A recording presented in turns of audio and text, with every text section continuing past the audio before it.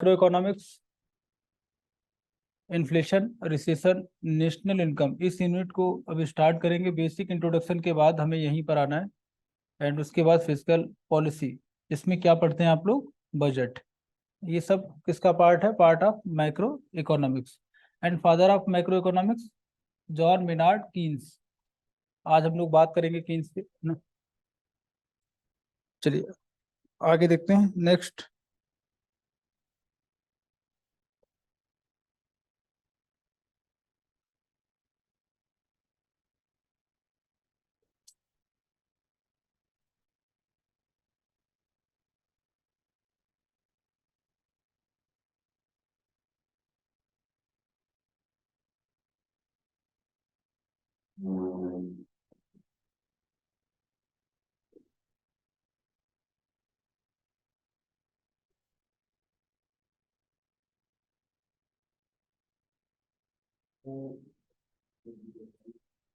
देखिए इसमें क्या जानेंगे, इंट्रोडक्शन में कई सारी चीजें बताई गई। बेसिक कॉन्सेप्ट ऑफ प्रोडक्शन क्या है कि प्रोडक्शन डिपेंड्स ऑन, किस पर डिपेंड करता है? Number one, rate of interest.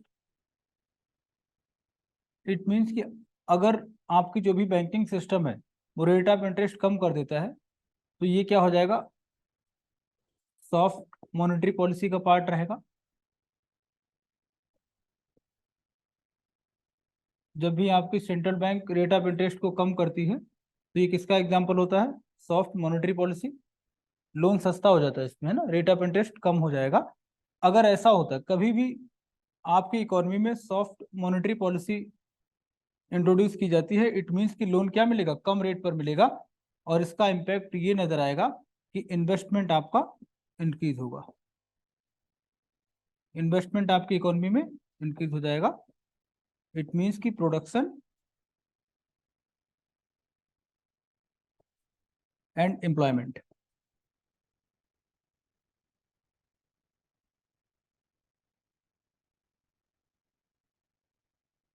Obvious सी बात है, अगर आपको पैसा लगाना है, रेट ऑफ इंटरेस्ट क्या है? कम कर दिया, तो आप भी पैसा लेंगे, बहुत सारा पैसा लेके इन्वेस्ट करेंगे। रिजल्ट क्या होगा? प्रोडक्शन ऑफ इकोनॉमी इंक्रीज करेगा एंड एम्प्लॉयमेंट भी बढ़ेगा। एंड अगर सेंट्रल बैंक मॉनेटरी पॉलिसी थोड़ा टाइट कर देती है, टाइट मॉनेटरी पॉलिसी,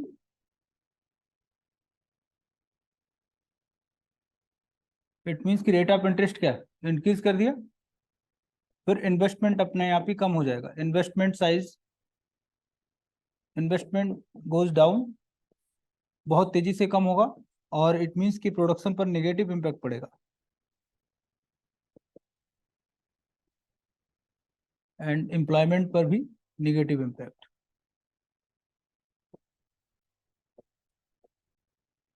समझना आपको यह है कि प्रोडक्शन को क्या रेट ऑफ इंटरेस्ट, मतलब रेट ऑफ इंटरेस्ट कम या ज्यादा कैसा भी होता है तो क्या इसका इम्पैक्ट पड़ेगा प्रोडक्शन पर? यस, बिल्कुल पड़ेगा। ठीक है, आप खुद बताइए, अगर आपको लोन चाहिए इन्वेस्टमेंट के लिए तो अगर रेट ऑफ इंटरेस्ट कम है तो आप ज्यादा लेंगे, है ना। हर आदमी क्या करेगा? पैसा लगाएगा। स्टार्टअप जैसी पॉलिसी सक्सेसफुल रहेंगी। अगर टाइट मॉनेटरी पॉलिसी है, इट मीन्स की रेट ऑफ इंटरेस्ट बहुत ज्यादा है तो कोई पैसा लेगा ही नहीं, इन्वेस्टमेंट कम हो जाएगा, प्रोडक्शन भी कम रहेगा, एम्प्लॉयमेंट भी कम होगा। दूसरा क्या रीजन है? दूसरा ऐसा कौन सा फैक्टर है जिसका डायरेक्टली पॉजिटिव या नेगेटिव इंपैक्ट होता है प्रोडक्शन पे? डिमांड तक बाद में पहुंचेंगे। डायरेक्टली अभी विद इन कैंपस ना, फैक्ट्री अगर आपको खोलनी है ना, तो क्या रहेगा? तो नहीं, हाँ वहां तक भी पहुंचेंगे, बट एक चीज देखिएगा, सबसे पहले प्रोडक्शन में आपको लगेगा लेबर, लेबर चाहिए।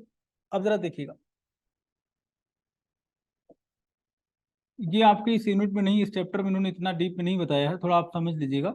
अगर कोई लेबर है, सपोज करो यूपी से कोई काम करने आया दिल्ली,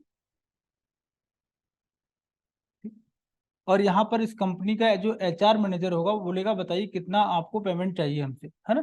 तो ये बंदा जो यूपी वाला आएगा वो क्या करेगा? वो अपने माइंड में कैलकुलेशन करेगा कुछ, कि इतना पैसा रूम रेंट का, इतना खाने में जाएगा, इतना किराए में जाएगा, मेट्रो को जाएगा, तो इतना हमें घर भेजना, जो भी कैलकुलेशन है। उसके बाद बोलेगा सर 20,000 चलेगा। क्लियर है ना।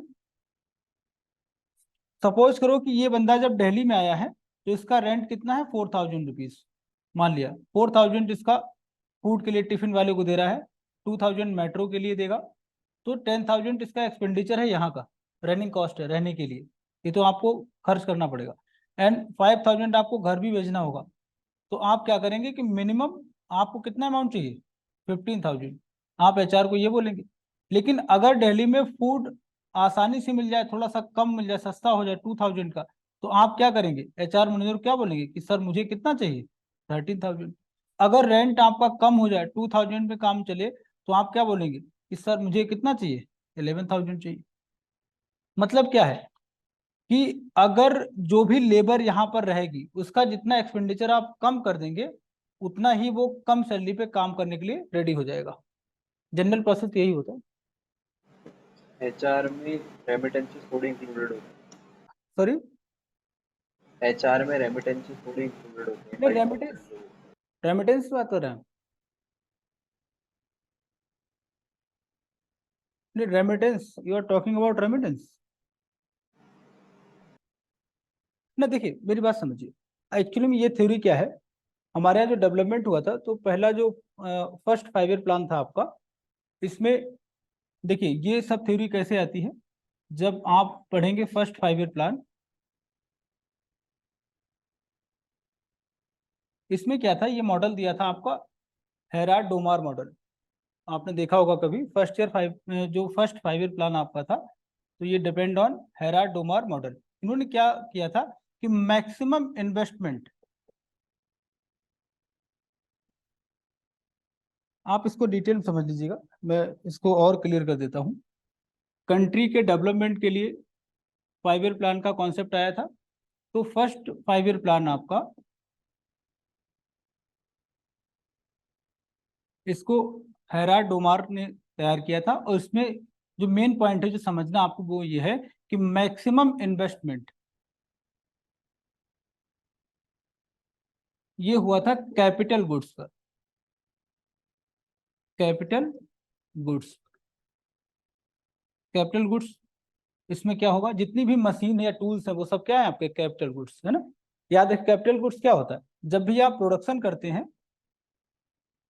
प्रोडक्शन ऑफ गुड्स की बात करेंगे, तो 2 टाइप की गुड्स होती हैं। Number 1 capital goods, capital goods में क्या हो जाएगा, मशीन एंड टूल्स, ये आप नोट कर लीजिएगा है ना, इसको नोट करके आप करेंगे। मतलब ये सब वो हैं जो प्रोडक्शन में पार्टिसिपेट करती हैं। इनसे क्या आप करते हैं, क्यों इनको खरीदते हैं, इनसे प्रोडक्शन होगा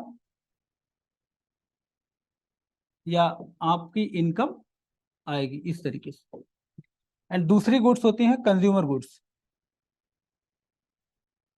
कंज्यूमर गुड्स, इनको हम डायरेक्ट कंज्यूम करते हैं। 2 टाइप की गुड्स का प्रोडक्शन होगा, अभी आप बिल्कुल बेसिक से समझ लीजिएगा। तो कैपिटल गुड्स में क्या रहेगा, मशीन एंड टूल्स। लाइक कि अगर इलेक्ट्रिशियन है आपके घर आएगा, तो उसके पास एक टूल होता है स्क्रू ड्राइवर, वो क्या करेगा, बोर्ड को ओपन करेगा और आपसे पैसा ले लेगा, तो वो स्क्रू ड्राइवर उसका क्या हो जाएगा, कैपिटल गुड्स हो जाएगा, है ना। आजकल आप बाहर जूस वाले लोग हैं ना, गन्ने के जूस की मशीन, वो क्या हो जाएगी, कैपिटल गुड, उससे उसकी इनकम आती। लेकिन कंज्यूमर आइटम्स जैसे फूड आइटम वगैरह हो जाएंगे, जो डायरेक्टली हम कंज्यूमर के लिए जिनका प्रोडक्शन करते हैं, वो सब कंज्यूमर आइटम्स होते हैं, है ना। अब आप देखिएगा जो फर्स्ट 5 ईयर प्लान है आपका, इसमें इन्वेस्टमेंट का जो मैक्सिमम पार्ट है वो कहाँ लगा दिया आपने, कैपिटल गुड्स। अगर ऐसा होगा तो कंज्यूमर आइटम्स जो है ये आपकी कंट्री में कम हो जाएंगे, इस पर ध्यान किसी का है ही नहीं। अब जरा देखेंगे, जब प्रोडक्शन की बात करेंगे, तो जो भी एचआर मैनेजर, मतलब यहाँ पर क्या है कि आपको देखना, जो भी बंदा इन्वेस्ट करेगा वो क्या करेगा कि किसी लेबर को हायर करेगा, तो लेबर के माइंड क्या रहेगा कि कंज्यूमर आइटम्स अगर कम है, देखिए इनका प्रोडक्शन अगर कम करेंगे, खाने की चीजें क्या है कम है, मान लीजिए प्रोडक्शन कम हुआ, इट मीन्स की सप्लाई भी ऑटोमेटिकली कम हो जाएगी। सप्लाई कम रहेगी तो प्राइस इनका हाई हो जाएगा, तो डेली रहने की कॉस्ट क्या हो जाएगी आपकी, ज्यादा हो जाएगी, तो आप फिर फैक्ट्री वाले से ज्यादा पैसे की डिमांड करेंगे, आपको सर्वाइव करना है ना। अगर हम क्या करें, कंज्यूमर आइटम्स की सप्लाई बढ़ा दें, करेक्ट है ना, सप्लाई बढ़ा देंगे तो प्राइस उसका क्या हो जाएगा, थोड़ा सा कम। पीसी महालनोबिस मॉडल यही काम करेगा। महालनोबिस ने क्या बोला था कि हम 20% फिक्स कर देंगे कंज्यूमर आइटम्स के लिए, धीरे धीरे उसको इंक्रीज किया जाएगा। तो आप एक चीज देखेंगे, यहाँ समझना क्या है कि प्रोडक्शन में एक फैक्टर होता है, वो है कि पर डे के हिसाब से या जो भी आपका लेबर है उसके लिए आप कितना, ह्यूमन रिसोर्स के लिए कितना पेमेंट आप करते हैं, उसका भी कॉस्ट रहेगा। देखिए, तो दूसरा फैक्टर रहेगा प्रोडक्शन का, दूसरा फैक्टर आप रखेंगे पेमेंट, जो भी आप पेमेंट करते हैं किसी भी फॉर्म में फॉर ह्यूमन रिसोर्स, और इसको कम कैसे कर सकते हैं, कंज्यूमर आइटम्स की सप्लाई बढ़ा करके, सप्लाई अगर इसकी इंक्रीज कर देंगे तो इनका प्राइस कम हो जाएगा, और कम पैसे में कोई भी बंदा जॉब करने को तैयार रहेगा। इसका बेनिफिट क्या है, देखिए, मालिक कम पैसा लेगा, अभी 10,000 पर मंथ पे लोग काम कर रहे हैं, अगर 8,000 पर हमें लेबर मिल जाएगी तो रिमेनिंग पैसा जो बचेगा 2,000 पर हेड, वो मेरे पास एक साथ इकट्ठा हो जाएगा, कहीं और इन्वेस्ट कर सकते हैं, ब्रांच को बढ़ा सकते हैं, काम को अपना बढ़ा सकते हैं। तो दूसरा ये फैक्टर होता है। और उसके बाद देखिएगा, प्रॉफिट भी एक फैक्टर होता है। थर्ड फैक्टर क्या है, प्रॉफिट। प्रॉफिट,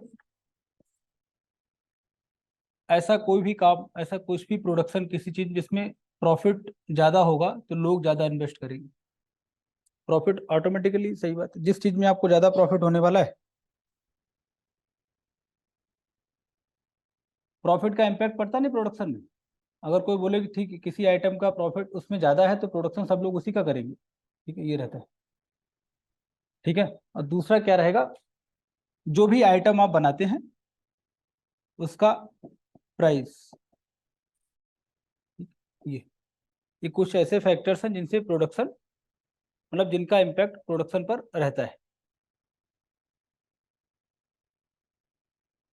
ठीक है, अब एक चीज जरा समझेंगे, आगे वाली यूनिट में काम आएगा।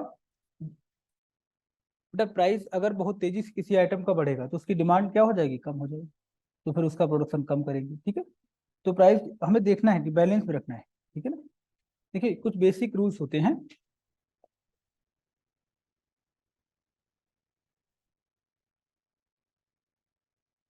किसी भी आइटम का प्रोडक्शन अगर तेजी से बढ़ता है,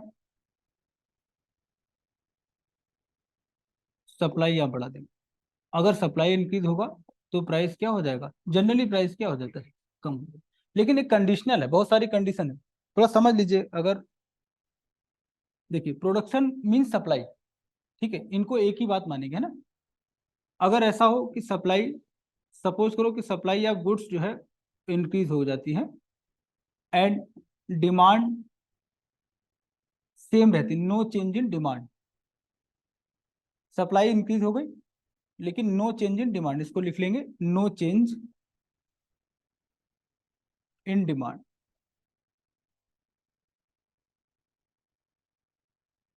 फिर प्राइस में क्या चेंज आएगा, डिमांड उतनी ही है, सप्लाई ज्यादा हो गई तो प्राइस कम हो जाएगा।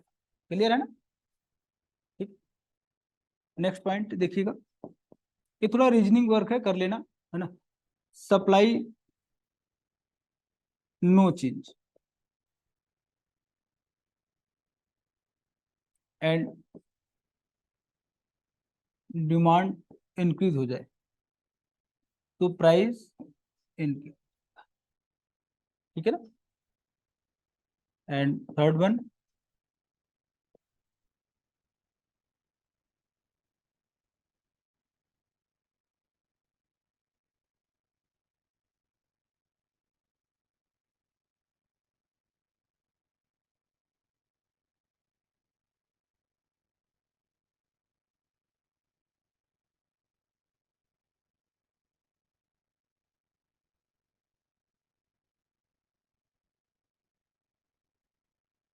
ठीक है,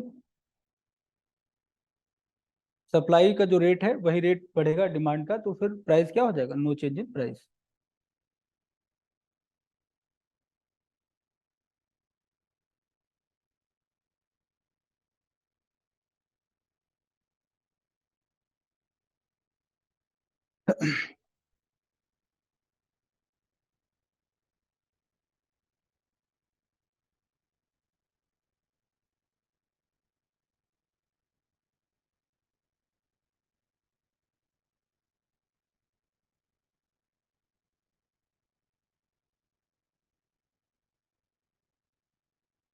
देखिए ये वाले सारे एग्जांपल्स आपने लाइफ में देखे होंगे। अगर अभी सीजनल वेजिटेबल्स अगर आप लेंगे तो सस्ती मिलेगी, और कुछ ऐसी ले रहे हैं जिनका जनरली सीजन नहीं है ना। जैसे मान लिया सपोज करो कि अभी इस समय क्या चल रहा है सब्जियों में, ये सब चीजें आसपास देखा करो। जो आप पढ़ते हैं ना, इसको आसपास अप्लाई करके देखो। अभी कोई सब्जी, जैसे भिंडी की बात करें, है ना, तो प्रॉपर सीजन मेरे ख्याल से भिंडी का अभी नहीं स्टार्ट होगा, तो इसका प्राइस ज़्यादा होगा। गांव में आप देखेंगे जनरली इसका प्राइस क्या हो जाएगा, ज़्यादा हो जाएगा। और जैसे ही इसका सीजन होगा, हर फार्मर यही मतलब इसी प्रोडक्शन करेगा एक सीजन में, तो सप्लाई बढ़ेगी, तेजी से प्राइस क्या हो जाता है, कम हो जाएगा। महाराष्ट्र में एक टाइम ऐसा होता है कि अनियन का प्राइस 2 रुपीज पर केजी, सुना होगा आपने अक्सर न्यूज में, है ना, एक टाइम होता है। उसके बाद 40 रुपीज पर केजी। ये फार्मूले हैं सारे, है ना, ये जनरल सी बात है ना। फार्मूले बनते कैसे, जो भी होता है इकोनॉमी में कुछ भी रटने वाला नहीं है, जो आपके साथ होता है वही आपको पढ़ना है। ठीक है, चलिए आगे बढ़ते हैं। एक कॉन्सेप्ट इसी में इंट्रोडक्शन में आएगा, इकोनॉमिक एजेंट।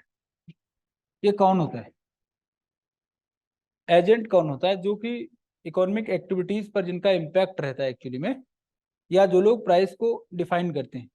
एजेंट किन्हें बोलेंगे, जो लोग प्राइस को डिफाइन करेंगे। कौन करेगा प्राइस को define? Number one, consumer. Consumer क्या करेगा, प्राइस को डिफाइन करेगा। आप खरीदना बंद कर दीजिए, कोई अगर आइटम ऐसा है मार्केट में, उसकी डिमांड खत्म कर दीजिए, तो मार्केट से बाहर हो जाएगा, है ना। तो नंबर में लिखिएगा कंज्यूमर। डिसीजन किसका होता है, कंज्यूमर को होता है ना। नोकिया मोबाइल मार्केट में नहीं है, क्या मोदी जी ने कहा था? किसने डिसाइड किया? कंज्यूमर ने, ठीक है ना। दूसरा लिखिएगा गवर्नमेंट, स्टेट या गवर्नमेंट।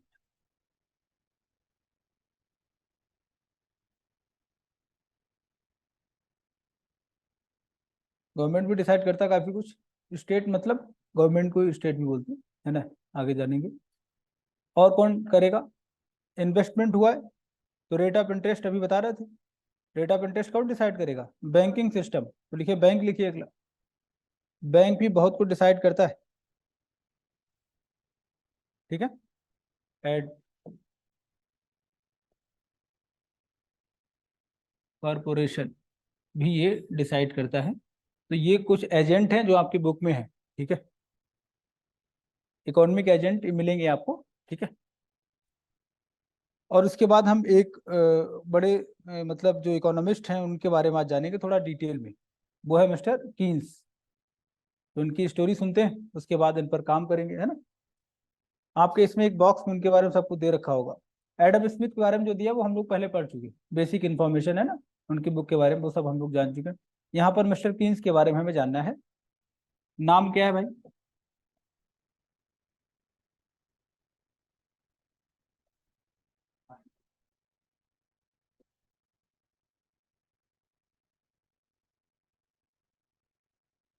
एक्चुअली में एक टाइम ऐसा आया था कि जहां पर, पहले एक चीज समझिए, इन्फ्लेशन होता है। इन्फ्लेशन मींस क्या?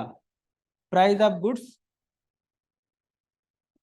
या सर्विसेज क्या हो जाएंगे, तेजी से इनक्रीज। करेक्ट है ना। एंड रिसेशन,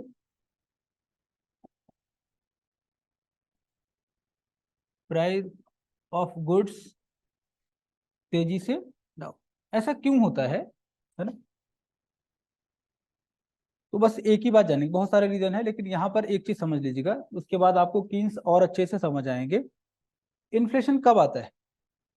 जब भी प्राइस हाई। इसको थोड़ा सा अलग से डिकोड करिएगा, थोड़ा नोट करके समझ लीजिए, तो आपको इनकी थ्योरी समझ आएगी। देखिए, बिल्कुल एक लाइव एग्जांपल अपन लोग लेते हैं। अच्छा, वैल्यू किसकी कम होती है, ज्यादा होती है? जिसकी सप्लाई ज्यादा उसकी वैल्यू कम। आपके घर में कोई रिलेटिव ऐसा है जो महीने में 4 बार आता है, तो उसकी वैल्यू क्या हो जाएगी, कम हो जाएगी। मुश्किल से चाय मिलेगी, है ना। जनरली यही होगा ना, कोई ऐसा रिलेटिव है जो एक महीने में 4 बार विजिट करता है, तो जैसे तैसे चाय मिलेगी। और हो सकता है आप बोल दो कि अंकल जी चाय आपको नुकसान करेगी, ना, ये भी कंडीशन आई जाएगी, है ना। और कोई ऐसा बंदा है जो 1 या 2 साल में एक बार विजिट करता है, उसको फोन करोगे मौसा जी कहाँ पहुंची, आप दिखाई नहीं दे रहे, पूरी गली मैंने देख लिया है ना, वेट करेंगे ना आप, क्योंकि वो कम आते हैं। सेम चीज है पैसे के साथ, अगर आपकी पॉकेट में पैसे की सप्लाई कम है, लिमिटेड है, तो आप उसको ज्यादा वैल्यू करेंगे। अभी घर से लिमिटेड अमाउंट आता होगा, और सपोज करो कि 2000 रुपीज गिर जाए, तो 2 रात नींद नहीं आएगी भाई, अगर प्रॉपर स्टूडेंट लाइफ की बात मैं कर रहा हूँ। करेक्ट है ना, यही सब होता होगा है ना। आप कोई चीज परचेज करेंगे, आप पहले क्वालिटी तो देखेंगे, उससे पहले बजट देखेंगे, क्योंकि अभी कम क्या है आपके पास पैसा, और जैसे सिलेक्शन हो जाएगा, सप्लाई ऑफ मनी क्या हो जाएगी, बढ़ेगी। तब अगर 2000 गिर गया पॉकेट, क्या बोलेगा, अरे ठीक है, इट्स ओके ना, कीप द चेंज है ना, वो एक स्टेटस हो जाएगा। नहीं, जब आप खाना खाने जाएंगे तो क्या बोलेंगे, कीप द चेंज, अभी क्या उठा लेते हैं, सारा पैसा देते नहीं होंगे। ये सब सारा खेल किसका, सप्लाई का है। अब जरा देखिएगा, अगर पैसे के साथ क्या हो, जरा इसको समझेंगे डिटेल में है ना। सप्लाई ऑफ मनी मार्केट में या कहीं पर भी इंक्रीज होती है, इट मीन्स कि इसकी वैल्यू क्या हो जाएगी, कम हो जाएगी। और ये बिल्कुल होता, मतलब क्या, वैल्यू कम हो जाएगी, मतलब क्या, परचेजिंग पावर क्या हो जाएगी, वो कम हो जाएगी। जैसे, क्योंकि यहाँ पर आदमी पैसे के बारे में कुछ भी नहीं सोचेगा, क्योंकि सप्लाई ऑफ मनी ऑटोमेटिकली क्या हो गई, इंक्रीज हो गई, तो वैल्यू इसकी कम हो जाएगी। और सेम टाइम वैल्यू जब कम है, इट मीन्स की गुड्स की वैल्यू क्या हो गई, बढ़ गई। और यही कंडीशन इन्फ्लेशन होती है। तो इन्फ्लेशन में क्या हुआ, किसकी सप्लाई इंक्रीज हुई है, पैसे की। तो बैंक क्या करेगा, इसी सप्लाई को कम कर देता है। आगे पढ़ेंगे मॉनेटरी पॉलिसी, उसमें क्या होगा, जैसे ही supply of currency in the market increase होगी, इट मीन्स कि उसकी वैल्यू क्या हो जाएगी, कम हो जाएगी। तुरंत सप्लाई थोड़ी सी टाइट, रेट ऑफ इंटरेस्ट क्या कर देंगे, थोड़ा सा बढ़ा देंगे, लोग पैसा कम लेंगे। ठीक है ना, वैल्यू अगर मेंटेन रखनी है तब। और सेकंड केस क्या है, अगर पैसे की सप्लाई बहुत कम है, तो वैल्यू क्या हो जाएगी इसकी, बहुत ज्यादा। लोग आपको बोलेंगे कि भाई कुछ तो खरीद लो, 10 नहीं 8 रुपए देने को तैयार हो, 6 में ले जाओ, बट ले जाओ, आप क्या बोलोगे, नहीं पैसा नहीं है। इसमें क्या हो जाएगा, गुड्स की वैल्यू क्या हो जाएगी, कम रहेगी। ये दो कंडीशन होती। ठीक है, अभी इतना समझिएगा, इन्फ्लेशन का अलग से पूरी यूनिट है। तो हम लोग जो बात करेंगे, ग्रेट डिप्रेशन आया था, एक बार यूएसए में पढ़ा होगा आपने, है ना। हाँ, टाइम देखिए क्या है उस समय का, यूएसए का स्टॉक मार्केट जो है, हाँ कोलैप्स हो गया था 1929-30 वाला, है ना। ये आपका आया था ग्रेट डिप्रेशन, भयंकर वाली मंदी नहीं थी, भयंकर मंदी थी। और इसकी कंडीशन क्या हो गई, लोगों की पॉकेट में पैसा ही नहीं रहा, काम खत्म सब कुछ। कंडीशन एनसीईआरटी में जब आप पढ़ेंगे ना, एक दो और हिस्ट्री वाली एनसीईआरटी पढ़ेंगे, उसमें एक दो आपको इमेज लगेगी कि बच्चों ने अपने डैडी को बेचना चालू कर दिया, डैडी फॉर सेल, शायद एनसीईआरटी में होगा, नई वाली में मिलेगा आपको एक दो इमेज।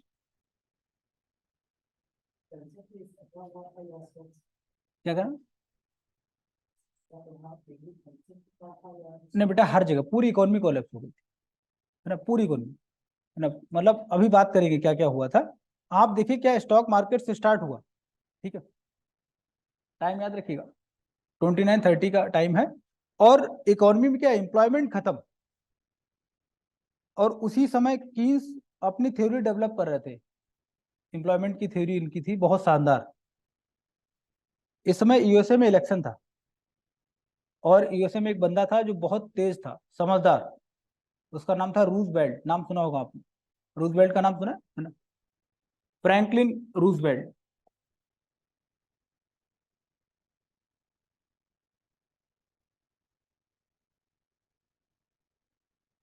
ये इनको इलेक्शन लड़ना था, बहुत तेज, मोदी जी के जैसे, बोलने में बहुत माहिर, रूजवेल्ट।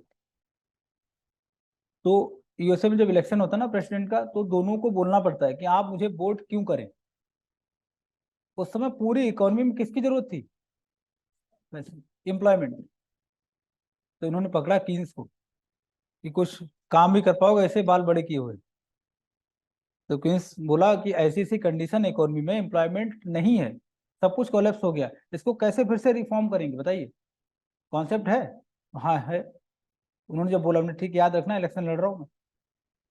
तो जैसे इनसे बात की जाती थी, कि लोग बोलते थे आपको वोट हम क्यों करेंगे, तो ये बोलते थे मुझे और कुछ नहीं पता है, बट हाँ तेजी से करेंगे, सबको काम मिलेगा, बस इसके अलावा मैं कुछ और कर नहीं पाऊंगा। जरूरत क्या थी? सबने भयंकर तरीके से वोटिंग किया इनके फेवर में और प्रेसिडेंट बन गए।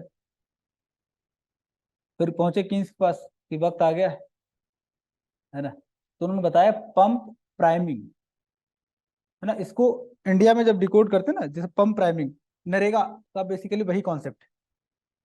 पंप प्राइमिंग मतलब जैसे गड्ढा खोदना और उसको फिर से भर देना, ऐसे समझिए। जैसे मान लिया एक बंदे को मैंने बुलाया, बोला ठीक है यहाँ पर जो है खुदाई करिए, थोड़ा काम किया और इनको $1 दे दिया। फिर अगले बंदे को बुलाया कि इसको फिर से वैसे ही कर दो, तो इनको $1 दे दिया। अब जरा देखना क्या होगा, इन दोनों की पॉकेट में मतलब अरसा गुजर गया, डॉलर देखा ही नहीं इन्होंने, मतलब लंबा टाइम पीरियड हो गया ना, डॉलर देखा नहीं, पैसे नहीं पॉकेट में। अभी कहाँ भाग के जाओगे? जो भी मोहल्ले में आपकी शॉप होगी, जनरल स्टोर होगा, वहां जाकर के डिमांड करोगे, ब्रेड लोगे, जो भी आपको खाना है, तो उसकी डिमांड बढ़ेगी, उसकी शॉप भी चलने लगेगी। और ऐसे क्यों, पैसा ऐसे भी बांटा जा सकता था, एक बार बताया होगा, पैसा ऐसे डिस्ट्रीब्यूट नहीं करते, प्रोडक्शन से करेंगे।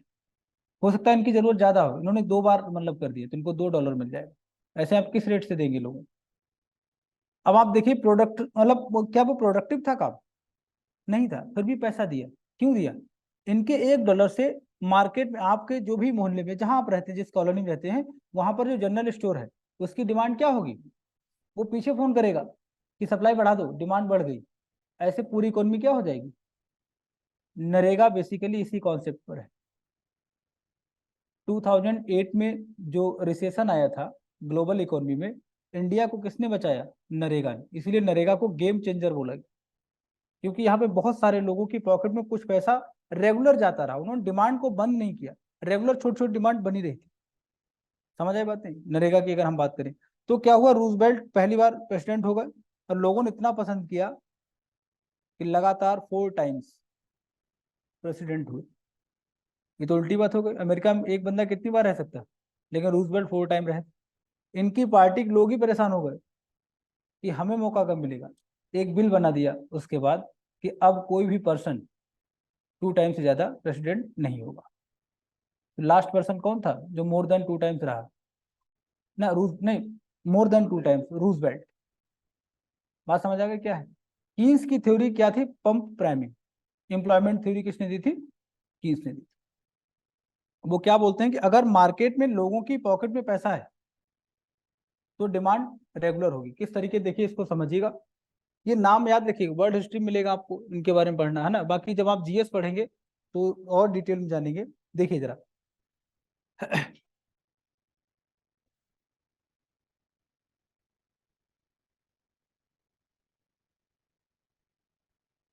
आपकी पॉकेट में इनकम अगर है, कैसे आ सकती है? इनकम में प्रॉफिट के थ्रू एम्प्लॉयमेंट आपको मिलेगा,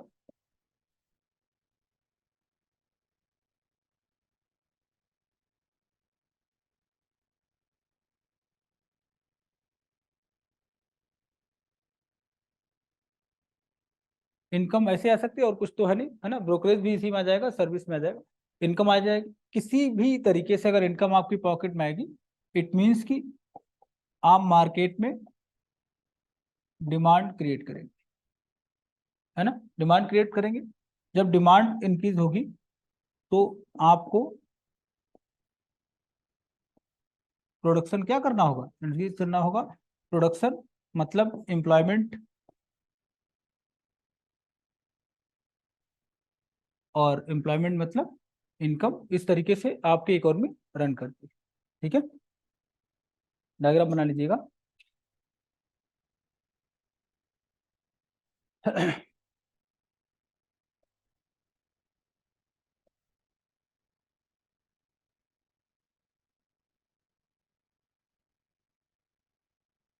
और प्रोडक्शन को कैसे इंक्रीज किया जाए, इसके लिए इन्वेस्टमेंट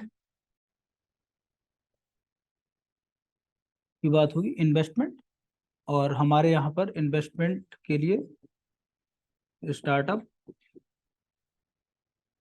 स्टैंड अप, मुद्रा लोन, बाकी बहुत सारी स्कीम्स है जिनसे इन्वेस्टमेंट को आप बढ़ा सकते हैं। इन्वेस्टमेंट बढ़ेगा तो इस तरीके से। नाम सुना मुद्रा का? मुद्रा लोन 3 टाइप का होता है मुद्रा लोन, है ना। तो ये साइकिल आपको रन करनी है। मोदी जी यही कोशिश करते हैं कि हमारे यहाँ पर ये सब ठीक से चले। यूएसए में क्या हुआ था, अगर आप देखेंगे अनएम्प्लॉयमेंट रेट की बात करें,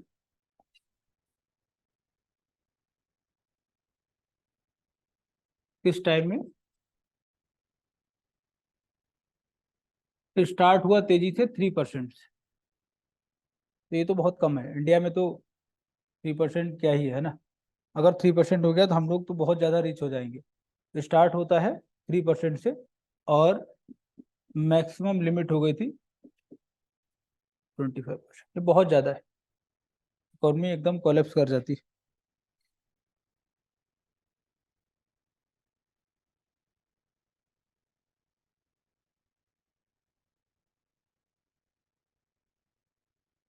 मेक इन इंडिया हो जाएगा, है ना। एफडीआई, ये सब क्या करेंगे। हाँ।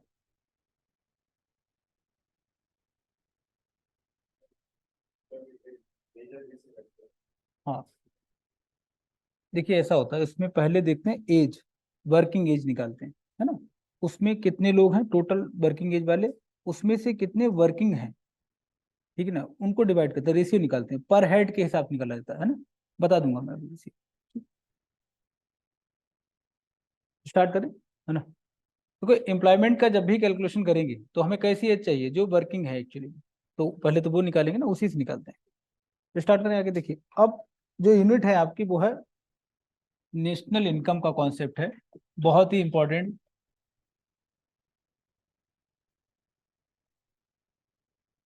पीटी मेंस कुछ भी हो,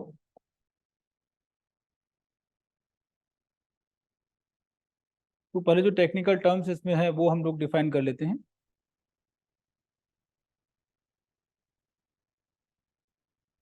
नाम तो सुना होगा, है ना। जीडीपी, सब लोग परेशान रहते हैं जीडीपी क्या है, जीडीपी क्या है ना। तो आज क्लियर करेंगे जीडीपी क्या है। देखिए, नंबर 1, फाइनल गुड्स।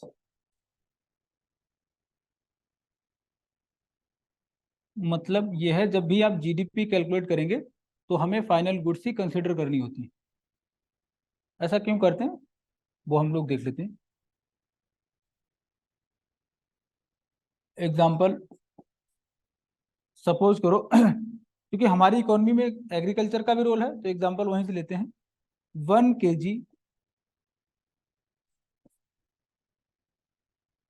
वीट का प्रोडक्शन होता है, कितना वेट है, 1 kg।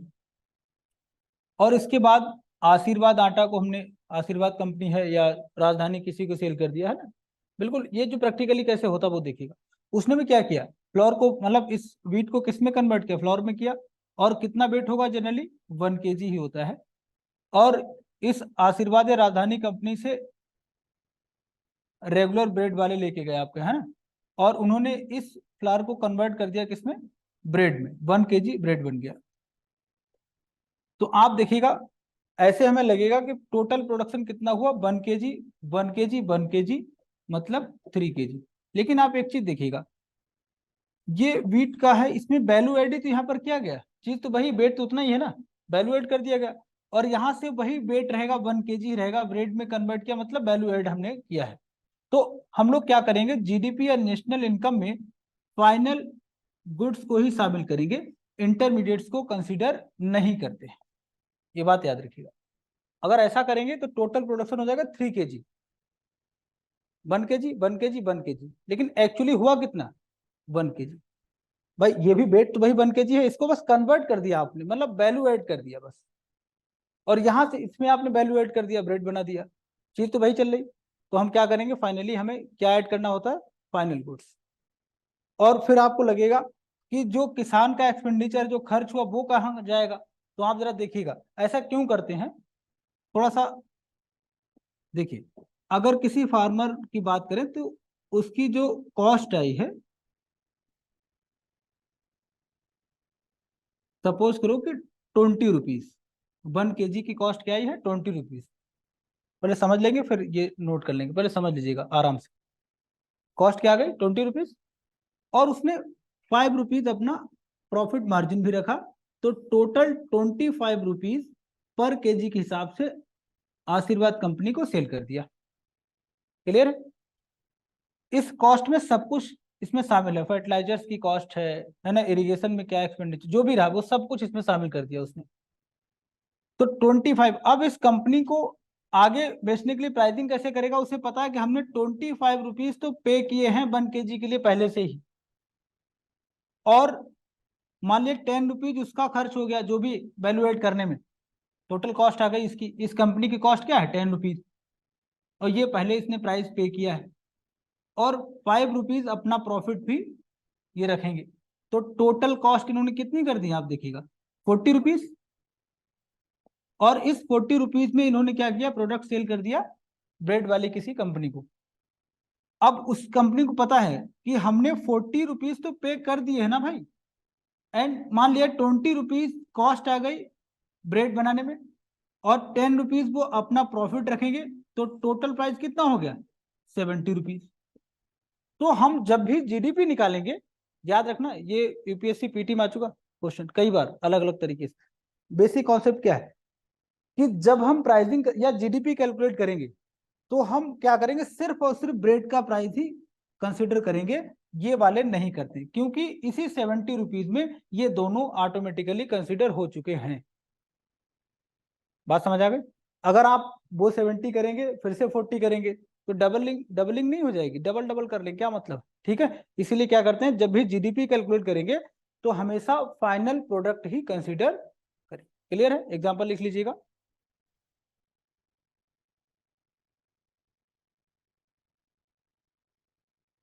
ठीक है ना, वरना डबल हो जाएगा, हम लोग अमेरिका से बहुत आगे चले जाएंगे। हाँ, जाना तो है लेकिन आराम से, है ना, इतनी जल्दबाजी में नहीं।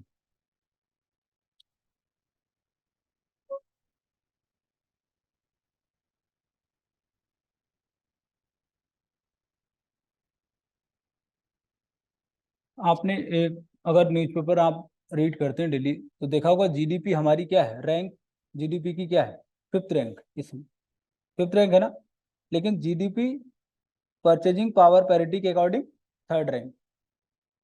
ये कहीं पढ़ा आपने? नहीं, डेटा कहीं देखा? अच्छा कोई बात नहीं, पढ़ा। 3rd रैंक हमारा है according to triple P.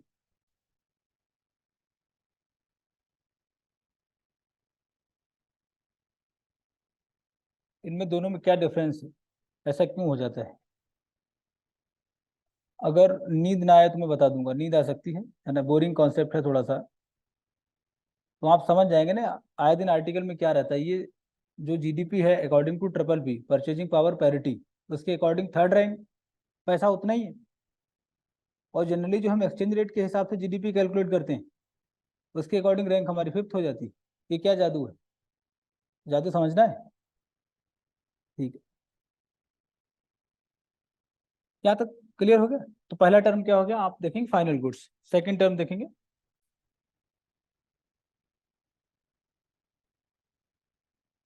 Clear? चलिए सेकंड पॉइंट देखेंगे।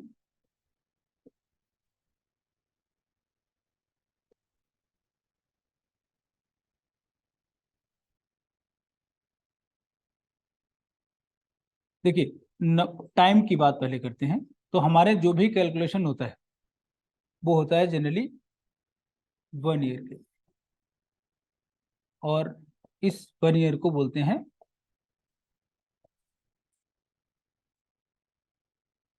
सॉरी फाइनेंशियल ईयर बोलते हैं ना, सॉरी फाइनेंशियल। हमारे यहाँ स्टार्ट होता है 1 अप्रैल, और सपोज करो अभी 23 है, स्टार्ट हो गया 1 अप्रैल से, नेक्स्ट ईयर 24 तक रहेगा, तो हम इसको कैसे बोलेंगे 23-24। तो जो भी कैलकुलेशन करेंगे जीडीपी में, और या जो प्रोडक्शन आपके कंट्री में होगा, हम किस प्रोडक्शन को कंसिडर करेंगे? जो 1 अप्रैल से नेक्स्ट ईयर 31 मार्च तक होगा, इसी को कंसिडर करेंगे, ना आगे वाले का ना पीछे वाले का। जैसे मान लिया कि लास्ट ईयर, अच्छा पहले नोट कर लीजिएगा फिर हम लोग बात करते हैं ऐसा क्यों होता है। जीडीपी में टाइम बड़ा इंपॉर्टेंट फैक्टर है, और हम किस टाइम को कैलकुलेट करते हैं? फाइनेंशियल ईयर को। कब स्टार्ट होता है ये याद रखिएगा, ठीक, इसीलिए ऐसे लिखा जाता है, बजट वगैरह सब ऐसे आता होगा, है ना। अब देखिए ऐसा क्यों है, रीजन क्या है, उसको थोड़ा सा समझते हैं। नोट कर लिया तो देखिए, सपोज करो कि 24 के टाइम में एक फैक्ट्री है, इसमें बाइक बनी, और इस बाइक के लिए आपने इंजीनियर को सैलरी पे की इसी टाइम में, और उसने क्या किया, इनकम टैक्स गवर्नमेंट को दिया, कंपनी पर टैक्स लगा, है ना, सब कुछ इसी साल में हो गया, लेकिन ये बाइक नहीं बिकी, सेल नहीं हो पाई। करेक्ट है, सेल नहीं हुई। नेक्स्ट ईयर क्या करोगे आप? क्या फिर से बताओ, जी देखिए इसी साल जो, मतलब हम लोग जीडीपी निकालेंगे तो बाइक कंसीडर हो चुकी है, सैलरी पे कर चुके हैं, सब कुछ पूरा जो साइकिल हमारे इकोनॉमिक साइकिल है बेसिकली वो सब कुछ हो चुका कंप्लीट, बट बाइक सेल नहीं हुई। तो क्या नेक्स्ट ईयर इसको हम कंसिडर करेंगे जीडीपी में? नहीं करेंगे, क्योंकि सारा कुछ तो पिछली बार हो चुका है। क्लियर है ना। यूपीएससी पीटीन पूछा था, सेकंड हैंड आइटम्स को कंसिडर करेंगे? नहीं करेंगे, याद रखना। सेकंड हैंड आइटम का जो भी हम लोग रीसेल करते हैं या परचेज करते हैं वो कभी भी कंसिडर नहीं करते हैं, ठीक है ना, क्योंकि एक बार पहले हो चुका है। क्लियर है ना भाई? ठीक है, तो याद रखिएगा, पुराना जो भी लास्ट ईयर वाला जितना भी स्टॉक होगा उसको कभी भी कंसीडर आप नहीं करेंगे। दूसरा क्या नहीं करते हैं, शेयर मार्केट में जो भी प्रॉफिट आता है कुछ भी ऐड नहीं करते। क्लियर है। शेयर मार्केट ऐसा क्यों होता है, शेयर मार्केट से जितना आप अर्निंग करते हो उसको कभी भी नेशनल इनकम में कंसीडर नहीं करें। क्लियर है, क्योंकि वो सर्टेन नहीं होता है ना। क्या सर्टेन है इतना आप कमाएंगे ही?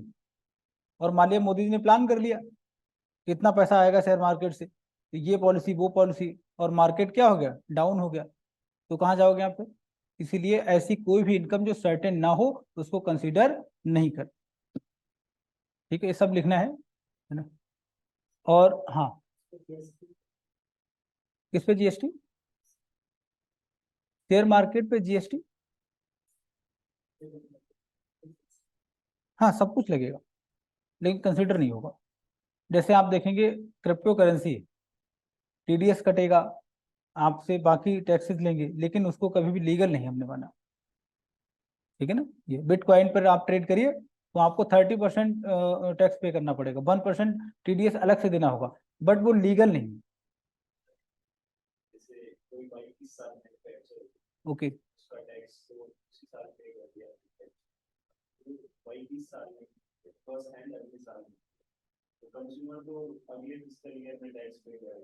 हाँ, लेकिन पुराने रेट्स, ओल्ड वाले रेट्स। हाँ, आप एक काम करिए, अभी सर्दी आने वाली है तो हीटर घर मतलब अपन लोग यूज करते हैं ना, तो उसको बोलना कि हमें लास्ट ईयर वाला देना, सेम मॉडल का, वो आपको कम से कम 400-500 सस्ता पड़ेगा, क्योंकि टैक्स रेट उस पर पुराना ही चलेगा। और उनको स्टॉक जल्दी निकालना होता है, क्योंकि वरना फिर आप क्या, अगर बड़ी शॉप आपकी है तो आपको डर रहेगा ना, गवर्नमेंट जवाब देना पड़ता है ना। इसलिए जीन्स वगैरह जो कपड़े आप परचेज करते हैं, कुछ नहीं, 2 महीने लेट खरीदिए, फेब मार्च वाले खरीदिए, वो आपको क्या होगा, उस पर हैवी डिस्काउंट आपको मिल जाएगा, क्योंकि उन्हें निकालना होता है, फ्रेश अराइवल, ये सारा चक्कर होता है। बात समझ आई, टैक्स रेट पुराना लगेगा। क्लियर है ना, नया कुछ नहीं, नया इंप्लीमेंट नहीं हो, जो 1 अप्रैल से चीजें चेंज होंगी ना वो उस पर इंप्लीमेंट नहीं होगी। ठीक है? इसीलिए आपको डिस्काउंट मिलता है। आप देखिए होली के आसपास डिस्काउंट चलता होगा, मार्च के आसपास डिस्काउंट जो चलता है ना वो हैवी डिस्काउंट होता है, उन्हें सब चीजें निकालनी होती है फ्रेश अराइवल के लिए। हाँ, याद रखना, शॉपिंग कब करना है, अभी कलेक्शन करिए, है ना, फिर मुझसे पूछ लेना कब जाए, सर मैं बता दूंगा, है ना। हाँ हाँ, सर्दियों में आप जाना, आप देखना हीटर इंप्लीमेंट करना, ये सब मैं करता हूँ। लोग बोलते हैं, जैसे अब मेरे घर में समझाना मुश्किल होता है लोगों को, लेकिन बेनिफिट होता है। सेम मॉडल लेके आइए, सस्ता मिलता है। लोग बोलते हैं नहीं ये खराब, क्या खराब हो जाएगा, कंपनी ने अभी पैक करके बनाया, नहीं सेल हो पाया, है ना, गारंटी उस पर भी मिलती है, ऐसा नहीं है कि गारंटी नहीं मिलेगी।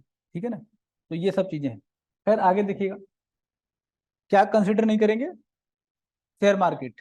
ठीक है, यहाँ से जो भी प्रॉफिट होगा उसको। और एक बड़ी अजीब सी चीज है, जो भी डोमेस्टिक सर्विसेज आपकी मदर प्रोवाइड करती, खाना कुक करना, घर की सफाई करना, मेंटेनेंस करना, वो भी कंसीडर नहीं होता है। ये बड़ा अजीब सी बात है ना। आप सोचिए कि एक मदर किसी भी घर में सुबह 4 बजे से उठेंगी, रात तक काम करेंगी, उनकी कोई भी सर्विस गवर्नमेंट कंसीडर नहीं करती, क्योंकि उससे इकोनॉमिक बेनिफिट नहीं होता, ऐसा लिखा जाता, पढ़ेंगे आप इस चैप्टर में, क्योंकि उसको सेल नहीं करते, ये सब लिखा होगा स्टोरी टाइप में।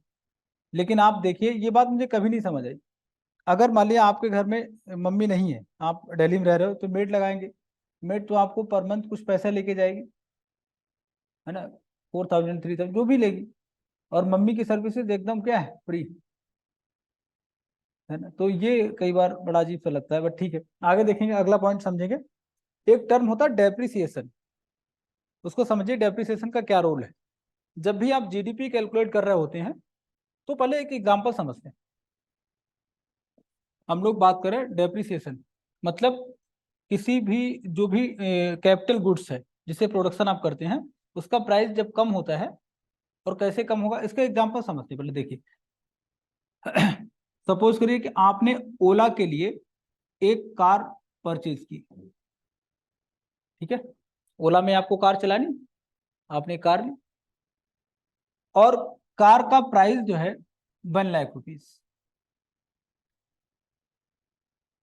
कार में आपने एनर्जी के लिए सीएनजी वगैरह यूज किया, तो 1 साल में आपने 1 लाख का सीएनजी आपने लगा दिया। आपका ड्राइवर होगा, उसको आपने 1 लाख रुपए पे कर दिया, है ना। बाकी मान लिया मेंटेनेंस 50,000 रुपीज आपने अलग से खर्च किए, तो टोटल जो एक्सपेंडिचर रहा है आपका वो 3.5 लाख रुपीज।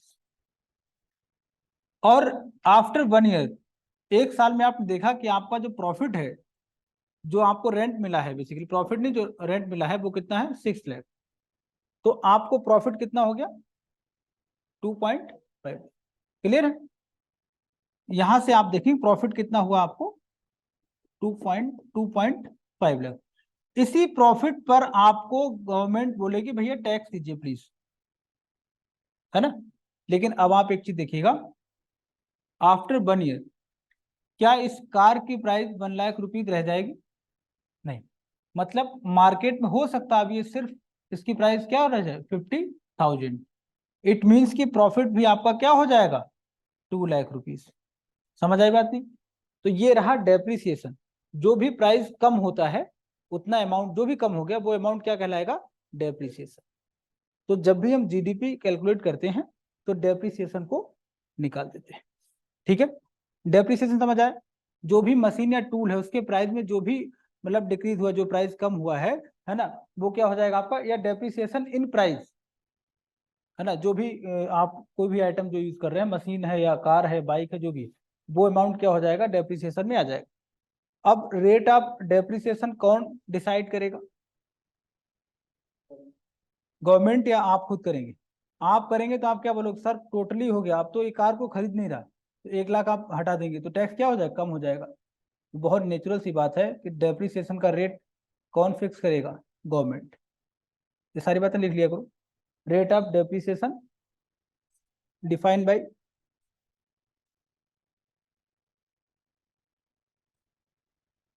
ना बेटा, इस ईयर में आपने सारा काम किया, बिजनेस काम किया ना, तो उसमें देखा जाएगा आपने कितना इन्वेस्टमेंट किया था, 1 लाख रुपीज, है ना।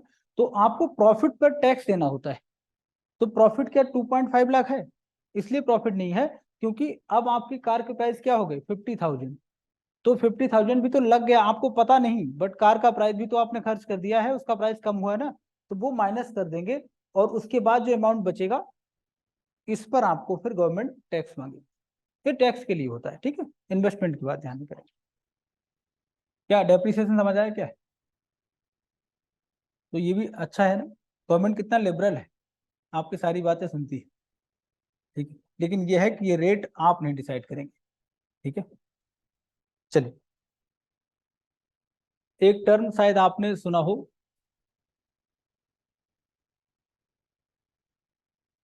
ये एनसीईआरटी में नहीं है,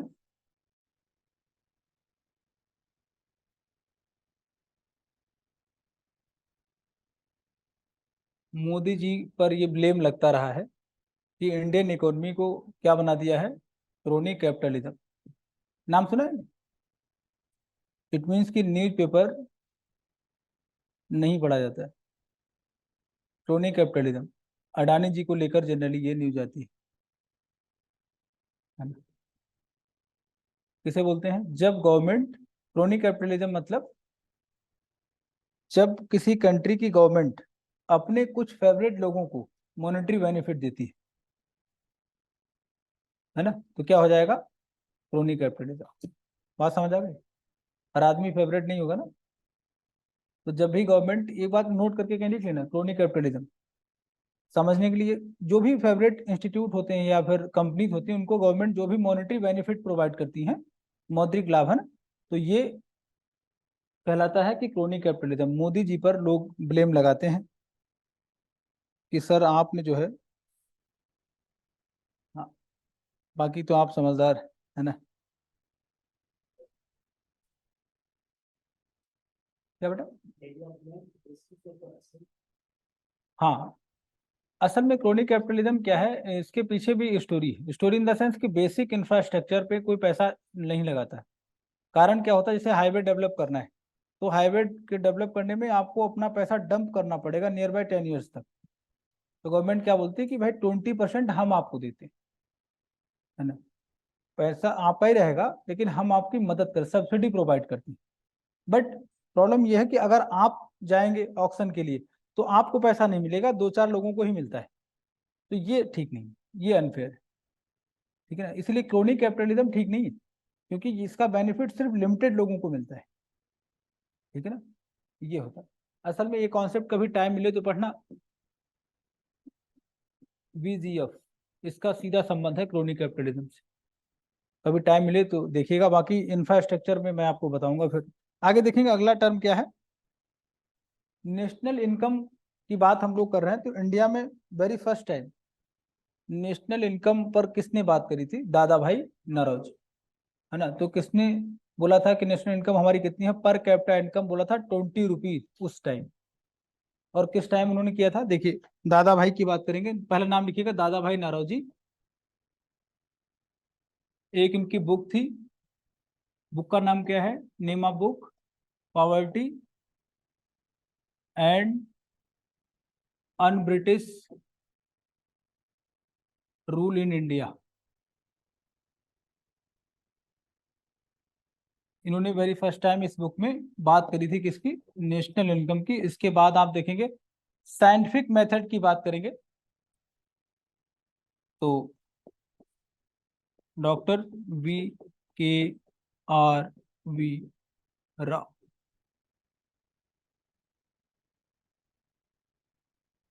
एंड 1949 में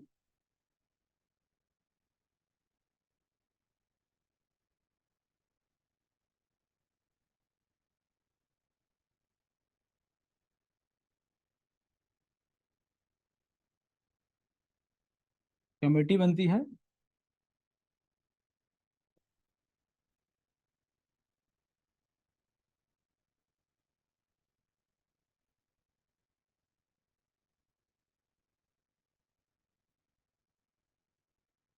PC महालनोबिस इसके चेयरमैन होते हैं 1949 में, नेशनल इनकम कमेटी।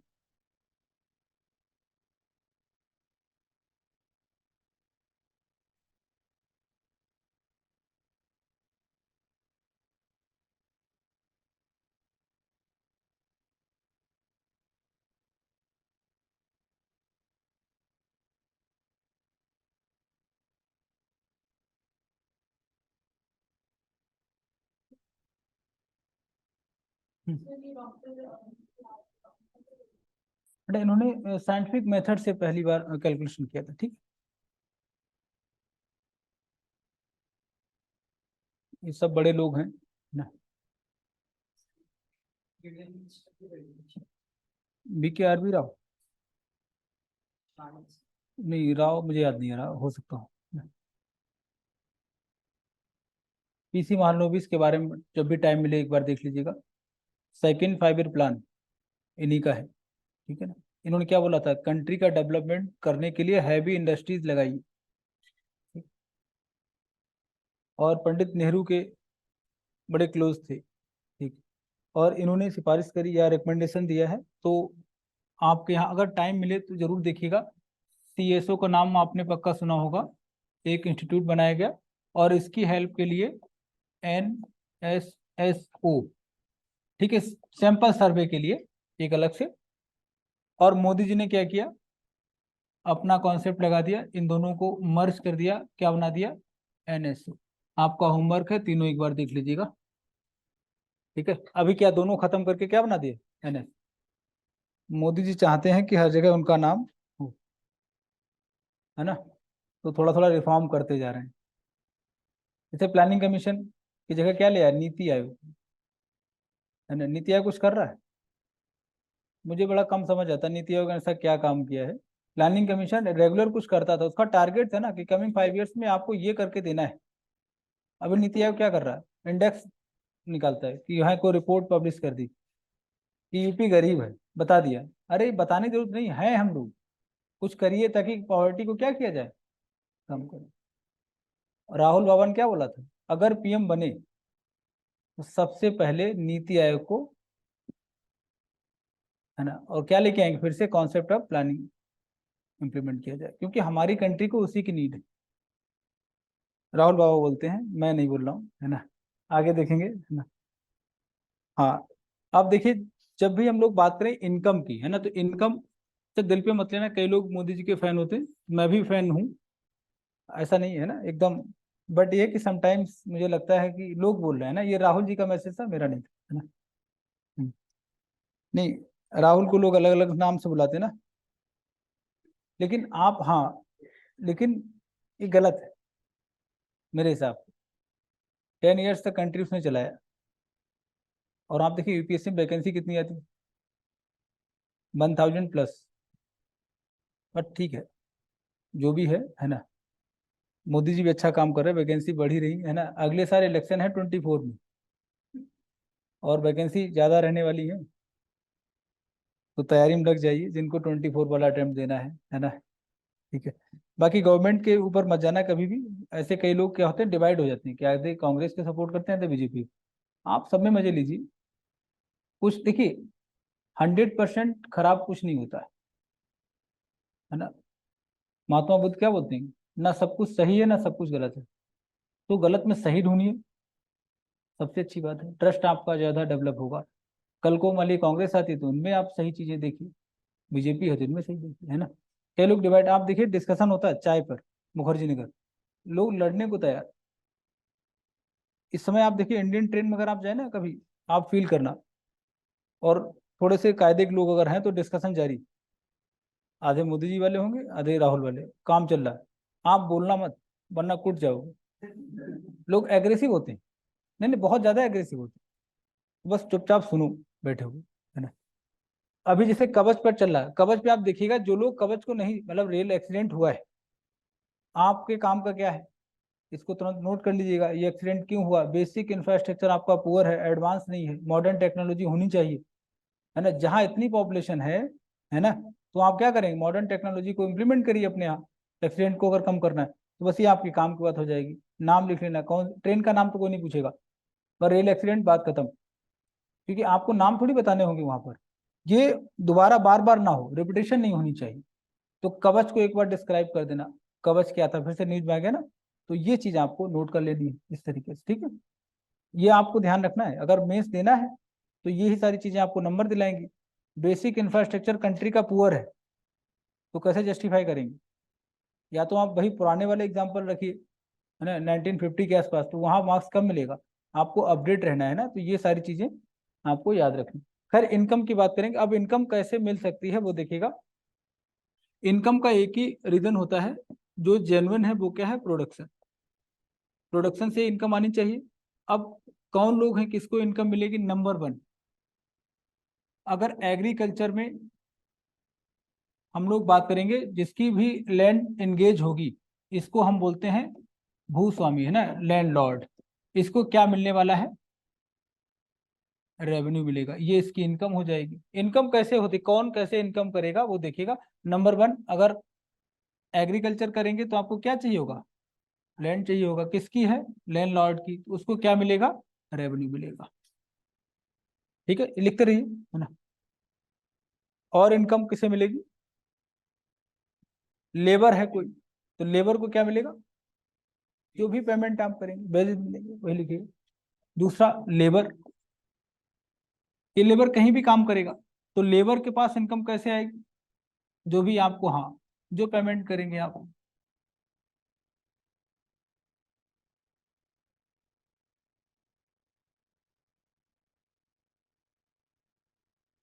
अगर किसी ने इन्वेस्टमेंट किया हुआ है, तो इन्वेस्टमेंट जो बंदा करेगा, इसको इनकम मिलेगी किस फॉर्म में, in the form of profit.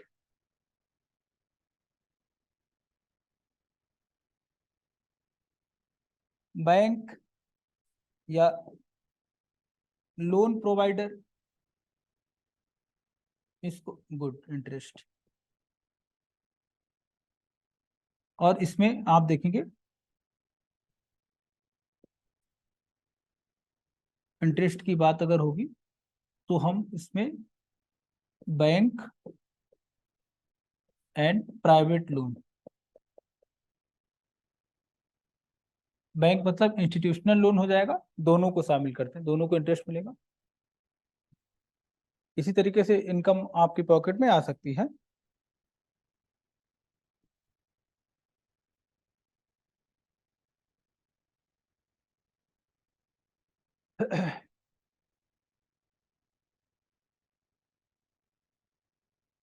तो आप देखेंगे कंट्री में अगर प्रोडक्शन इंक्रीज हो रहा है, तो किसी न किसी तरीके से आपको इनकम मिलने वाली है ना।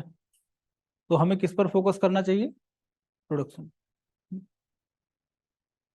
थोड़ा जीडीपी को जान लेते हैं। अब देखिए, हालांकि इसमें जीडीपी को प्रॉपर डिफाइन नहीं किया गया आपकी इस यूनिट में, लेकिन मैं आपको प्रॉपर बता देता हूँ जीडीपी कैसे मतलब क्या है वो देखिएगा। जब भी आप जीडीपी की बात करेंगे ना,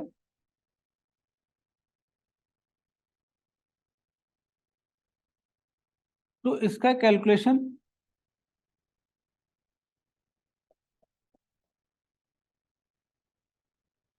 फैक्टर कॉस्ट पर हो सकता है एंड मार्केट प्राइस।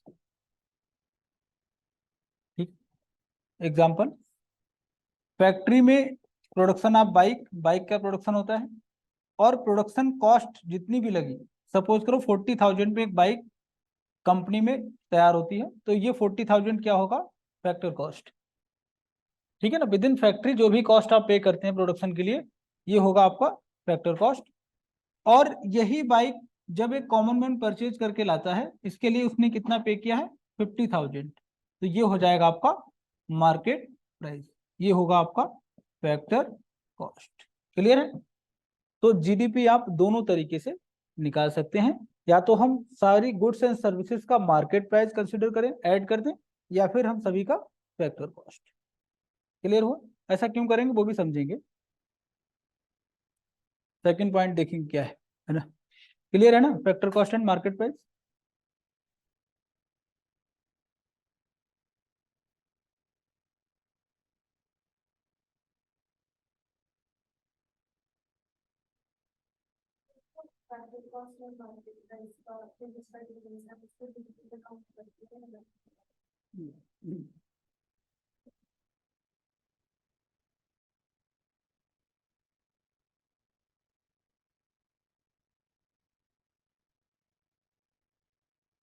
ठीक है, अगर फैक्टर कॉस्ट की हम बात करेंगे तो क्या करने वाले हैं, market price minus tax plus subsidy कर दीजिएगा, है ना, ऐसे निकालते हैं। अब इसमें होता क्या है, जैसे कई बार कुछ गवर्नमेंट फ्री सर्विसेज प्रोवाइड करती है आपको, मुफ्त में, फ्री में कुछ, तो आप बताइए क्या फ्री सर्विसेज को कंसिडर करना चाहिए जीडीपी में, नेशनल इनकम में, free services provided by government, क्या इनको कंसिडर करना चाहिए, क्या वो हमारी इनकम है,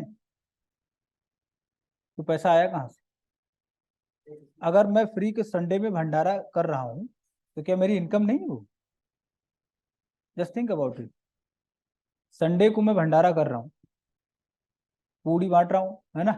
तो क्या पूड़ी के लिए जो पैसा खर्च किया मेरा पैसा नहीं है, मेरा ही है, वो आपके लिए, आप कुछ मत पे करिए।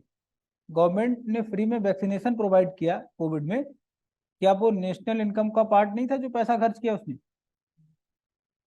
ये पीटी में आया हुआ है। हाँ जब भी आया हो, लेकिन आया हुआ क्वेश्चन है कि free services provided by government, क्या ये नेशनल इनकम का पार्ट है? यस। मोदी जी की पॉकेट में पैसा कहीं से तो आया है, या उनको फ्री मिला है? ठीक है ना। तो बहुत सारी चीजें, इसीलिए दोनों फार्मूले इंप्लीमेंट करेंगे। एक्चुअली में क्या, जीएस में जब आप करेंगे ना तो थोड़ा सा, और अभी बताएंगे कंफ्यूजन हो सकता है। बाकी पूछना हो तो क्लास के बाद आप पूछ लीजिए, ठीक है। बाकी समझ आया होगा ऐसे हम क्यों निकालते हैं ना। हाँ ठीक।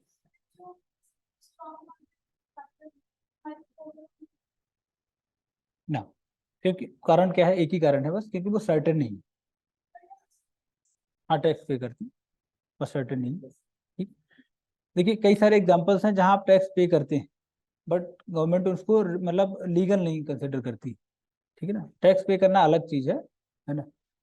ऐसी कोई भी इनकम जो सर्टेन नहीं है उसको कंसिडर नहीं करें। ठीक है, याद रखिएगा। तो शेयर मार्केट क्या सर्टेन है आप बोलेंगे? हर्षद मेहता हर आदमी नहीं हो सकता ना, बिग बुल हर आदमी नहीं कि नहीं पैसा लगाए तो प्रॉफिट होना ही है। ठीक है। बिजनेस कौन सा? स्टार्टअप है, करेक्ट।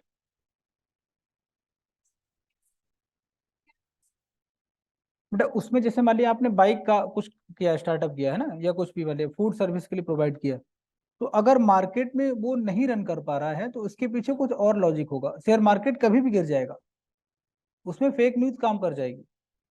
अभी अगर कोई न्यूज चला दे कि रिलायंस डूबने वाला है, तो हो सकता है रिलायंस की हालत खराब हो जाए 2 घंटे में। अडानी देखा ना, 2 घंटे में रोड पे आ गए। मतलब रोड पे इन द सेंस इतना भी गरीब नहीं है कि रिक्शा चला रहा है ना। मतलब अंबानी से पीछे हो गए, है ना। ये सब क्या था, एक न्यूज था बस, एक आर्टिकल आया, बात खत्म हो गई ना, हिंडनबर्ग रिपोर्ट। हाँ तो बात समझ आ गई ना, मतलब ये सब चलता है। और अगर मान लिया मैं आपको बोलूँ ना, स्विगी में जो समोसे आ रहे हैं वो खराब से आ रहे हैं, तो क्या हो जाएगा, समोसे नहीं पराठे मंगा लो। मतलब बात जरा समझिए मैं क्या कहना चाह रहा हूँ। अच्छा बिजनेस उसमें सर्विस प्रोवाइडर है, उसको पैसा मिलेगा क्योंकि उसने कुछ किया है। अगर लोग डिमांड नहीं कर रहे हैं, इट मीन्स कि ये बैड मैसेज है फ्रॉम सोसाइटी, लोगों की पॉकेट में पैसा ही नहीं है। और शेयर मार्केट में ऐसा कुछ नहीं होता है, पैसा है या नहीं है, वो कब ऊपर जाना कब नीचे जाना वो अलग ही ट्रैक होता है। जब भी जीएस में पढ़ेंगे ना शेयर मार्केट, तो आपको समझ आएगा शेयर मार्केट एक्चुअली में क्या होता है। ठीक है। तो हालांकि कोविड 19 कई लोगों ने, वो एक वेब सीरीज आई थी ना 92 वाली, हर्षद मेहता, ऐसा कुछ था ना नाम, उसके कारण हर आदमी इन्वेस्टर बन गया। छोटे बच्चे से पूछो क्या कर रहे हो, पैसा लगा रहा हूँ।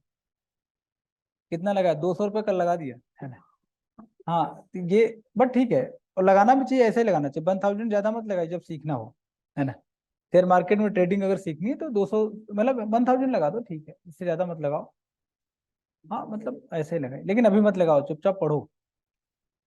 1000 लगाया, मान ली दिवाली में 5000 हो गया, अब पढ़ाई साइड, अब क्या बनना है, हर्षद मेहता बनना है ना। तो ऐसा मत करिएगा। खैर, दूसरा देखिएगा, दूसरा कॉन्सेप्ट समझेंगे प्लीज।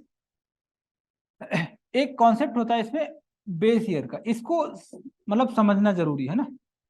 देखिए आपके बुक में ये नहीं होगा बेस ईयर वाला कॉन्सेप्ट, तो इसको डिटेल में थोड़ा समझ लीजिएगा। बेस ईयर क्या होता है, गवर्नमेंट क्या करती है कि जो भी उसकी कैलकुलेशन है उसको सही से जानने के लिए एक पर्टिकुलर कोई ईयर जो है सेलेक्ट कर लेती है। जैसे कि अभी हमारा जो बेस ईयर है वो है आपका 11-12। ठीक है। और बेस ईयर क्या होता है, ये कैलकुलेशन करने के लिए हम इसको कंसिडर करते हैं, इससे हम इन्फ्लेशन का पता लगाते हैं कि इन्फ्लेशन रेट क्या है आपकी इकोनॉमी में, है ना।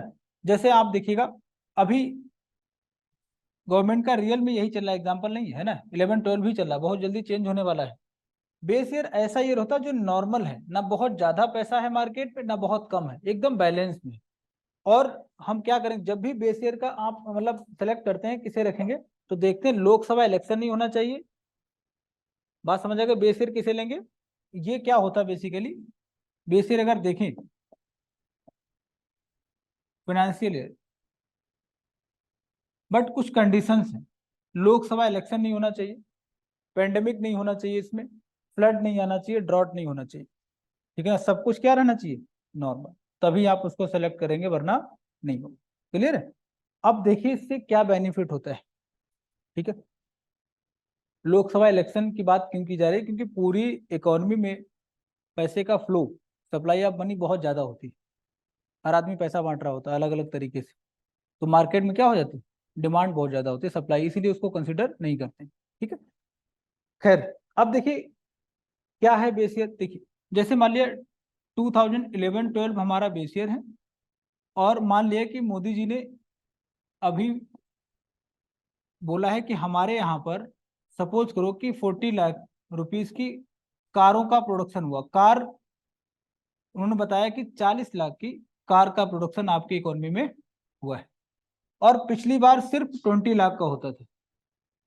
कांग्रेस की गवर्नमेंट में कितना हुआ था 11-12 में, 20 लाख, और अभी कितना हुआ है, जस्ट डबल। तो तालियां बजना चालू, है ना। तो कोई इकोनॉमिस्ट होगा बोलेगा सर आप प्राइस मत बताइए, नंबर आप कार बताइए। यहां पर अगर आप देखेंगे एक कार का जो प्राइस है 1 लाख रुपीज अगर है, यहां पर कार का प्राइस कितना हो गया, 2 लाख। तो 1 लाख के हिसाब से टोटल कारें कितनी हो जाएंगी, 1 लाख के हिसाब से कितनी कार आप कर लेंगे, 20 कार, और यहां पर कितनी कर देंगे, 20 कार। अब बताइए उत्पादन, प्रोडक्शन कहाँ ज्यादा हुआ, प्रोडक्शन क्या है, नंबर ऑफ आइटम्स क्या है, सेम है। तो अब रिवर्स तालियां हो जाएं, क्योंकि आपने क्या बढ़ाया, प्रोडक्शन नहीं, इन्फ्लेशन। बात समझ आ गई? तो कंट्री में इन्फ्लेशन का रेट क्या है, प्रोडक्शन का रेट क्या है, ये सब कैसे आप पता करेंगे, बेस ईयर की हेल्प से। बात समझ आ गई? बेस ईयर बहुत ज्यादा जरूरी होता है कंट्री में, है ना। तो जीडीपी का कैलकुलेशन हम बेस ईयर के हिसाब से भी करेंगे। जैसे कॉमन मैन अगर है आपका, है ना, कोई भी व्यक्ति है, वो बोलेगा कि सर अभी हमारी सैलरी 40,000 रुपीज है, और हमारा जो एक्सपेंडिचर है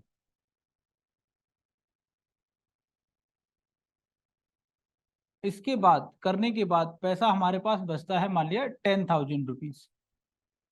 कितना सेविंग हमारी है, 10,000 सेविंग आपकी है।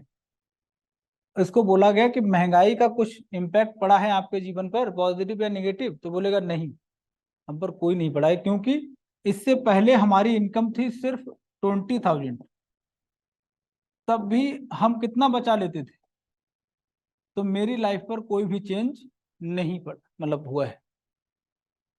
तो इसको बताया जाएगा कि यहाँ पर इनकम का कितना सेव कर रहे हैं आप, 25%। यहाँ अपनी इनकम का कितना सेव कर रहे हैं आप, 50%।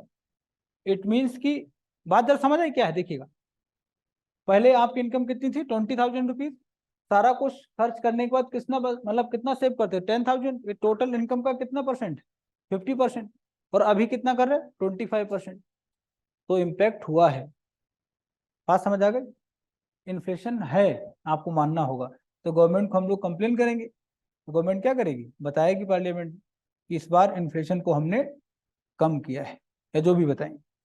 देखा होगा आपने, है ना। लेकिन एक चीज का मतलब ध्यान रखा जाता है कि जो नेचर ऑफ गुड्स है वो सेम होना चाहिए। जैसे मान लिया पहले आप अगर शैम्पू की बात करें 1 रुपीज वाला लगाते थे, अभी आप कोई एडवांस शैम्पू इम्पोर्टेड यूज करने लगे। हाँ जो भी, मतलब बहुत सारे हैं, कुछ भी, है ना। पहले आप चाय के साथ कोई सिंपल बिस्किट लेते थे, पार्ले जी टाइप, अभी कुछ इंपोर्टेड बिस्किट प्रयोग, तो खर्चा बढ़ेगा। तो nature of goods will be same, याद रखिएगा जब भी हम कंपेयर करते हैं तो nature of goods will be same, ये थोड़ा सा याद रखते हैं। अब आप देखिएगा अगर जीडीपी का कैलकुलेशन करते हैं किसके अकॉर्डिंग, बेस ईयर के अकॉर्डिंग, तो ये जीडीपी होती है रियल, और जीडीपी का कैलकुलेशन अगर हो करंट ईयर के हिसाब से, ये होता है नॉमिनल।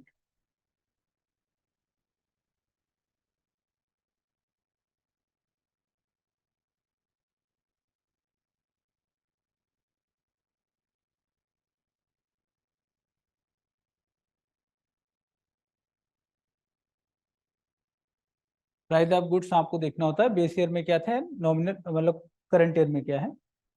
तो जीडीपी का कैलकुलेशन जब भी करें आप अकॉर्डिंग टू बेस ईयर, तो ये कौन सा जीडीपी होगा, रियल जीडीपी। एंड अगर करंट ईयर के प्राइस आप कंसिडर करते हैं तो नॉमिनल जीडीपी, ये टर्म आता रहता है ना। सॉरी, हमेशा मिलेगा बेटा, ये दोनों टर्म अगर आप न्यूज पेपर पढ़ेंगे ना, तो ये मार्च के आसपास स्टार्ट होता है, अप्रैल तक ये टर्म आपको मिलेंगी, ठीक है।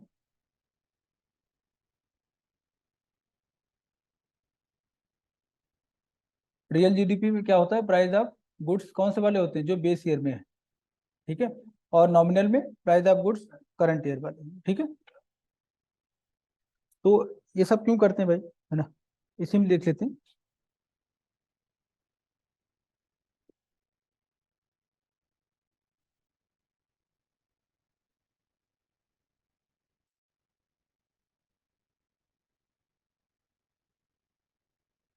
जो रेशियो निकलेगा इसको बोलते हैं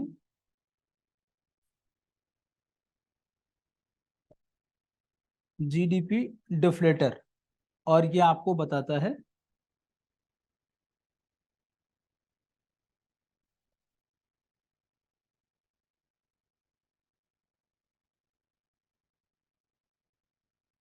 ठीक है,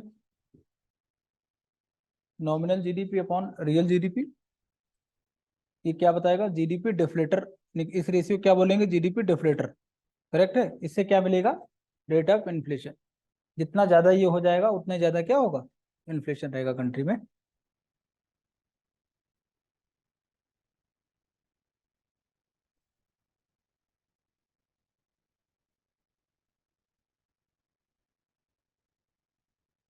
तो अभी क्या इन्फ्लेशन है कंट्री में, नहीं इन्फ्लेशन है तो नहीं है। तो क्या इन्फ्लेशन को खत्म कर दें, जीरो कर देना चाहिए, नहीं, कितना रखें एवरेज।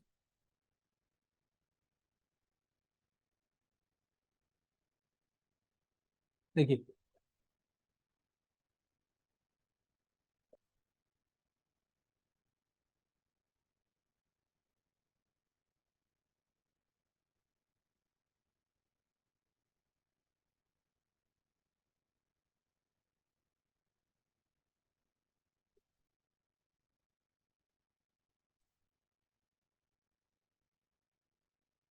नोट कर लीजिएगा, 3 to 4% इन्फ्लेशन ठीक होता है ग्रोथ एंड डेवलपमेंट के लिए।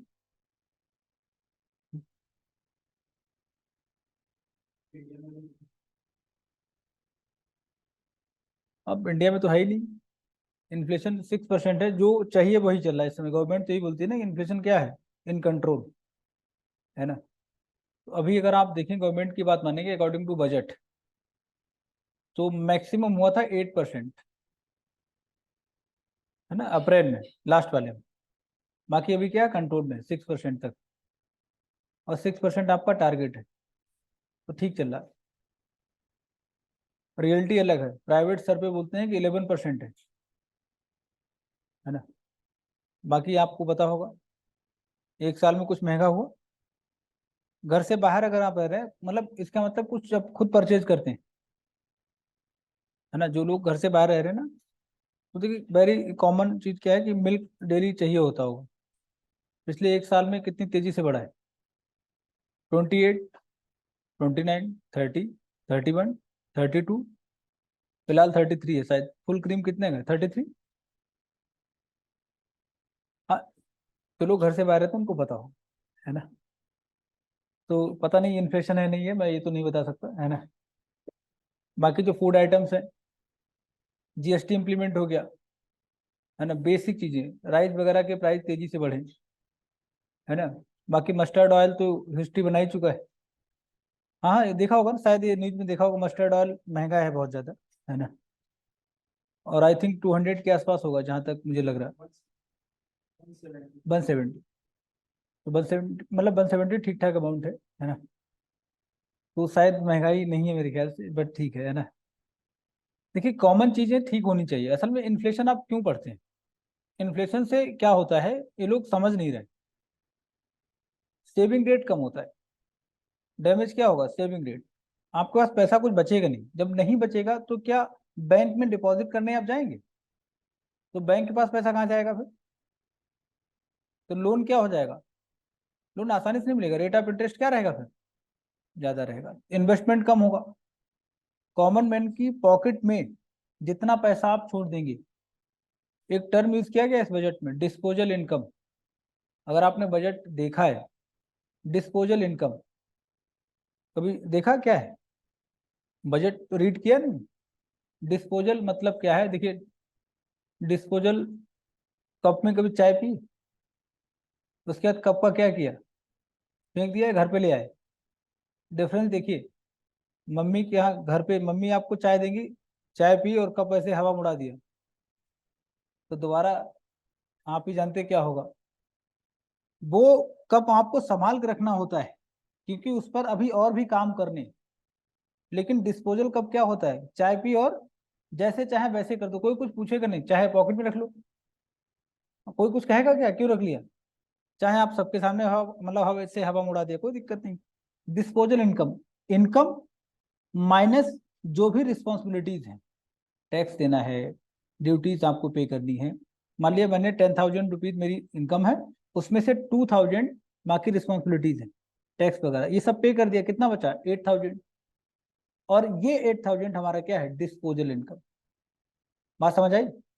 टोटल जो भी आपने इनकम जनरेट की है, उसमें से क्या हम माइनस कर देंगे? टैक्स देना हो, बाकी ड्यूटीज गवर्नमेंट की, वो सब आप, सारा कुछ ईएमआई वगैरह जो भी आपको पे करना, वो सब आप माइनस कर दीजिए। जो अमाउंट बचेगा वो क्या हो जाएगा? Disposal income. और डिस्पोजल इनकम क्या करती है? मार्केट में डिमांड को क्रिएट करती है। पॉकेट में पैसा रहेगा हमारे, कुछ भी डिमांड करेंगे, है ना, सब कुछ हम पे कर चुके हैं। अगर डिस्पोजल इनकम ज्यादा हो जाएगी तो डिमांड क्या हो जाएगी? ऑटोमेटिकली राइज करेगी। इस बार इनकम टैक्स का स्लैब थोड़ा सा रिफॉर्म किया गया है, देखा होगा नहीं, इनकम आपकी बढ़ाई है थोड़ी सी। बजट देखा है ना? नहीं, बजट में क्या किया, इनकम टैक्स की स्लैब में थोड़ा सा आपको एक एज दिया गया है, 2 लाख रुपीज का बेनिफिट है, 7 लाख अब कर दिया गया। मतलब क्या है कि कॉमन मैन की पॉकेट में पैसा क्या रहेगा? थोड़ा सा ज्यादा रहेगा। और ये मार्केट में क्या करेगा? डिमांड क्रिएट करेगा। अभी जो रिसेशन आया हुआ है ना, इसको कैसे दूर करेंगे हम? इसी तरीके से। तो डिस्पोजल इनकम के साइज को थोड़ा सा इंक्रीज किया गया है। तो टर्म याद रखना, डिस्पोजल इनकम। पीटीयू टीम हो सकता है पूछ लें, ठीक है? ये तो जो लोग ले रहे हैं उन्हें नहीं पता है। हम्म।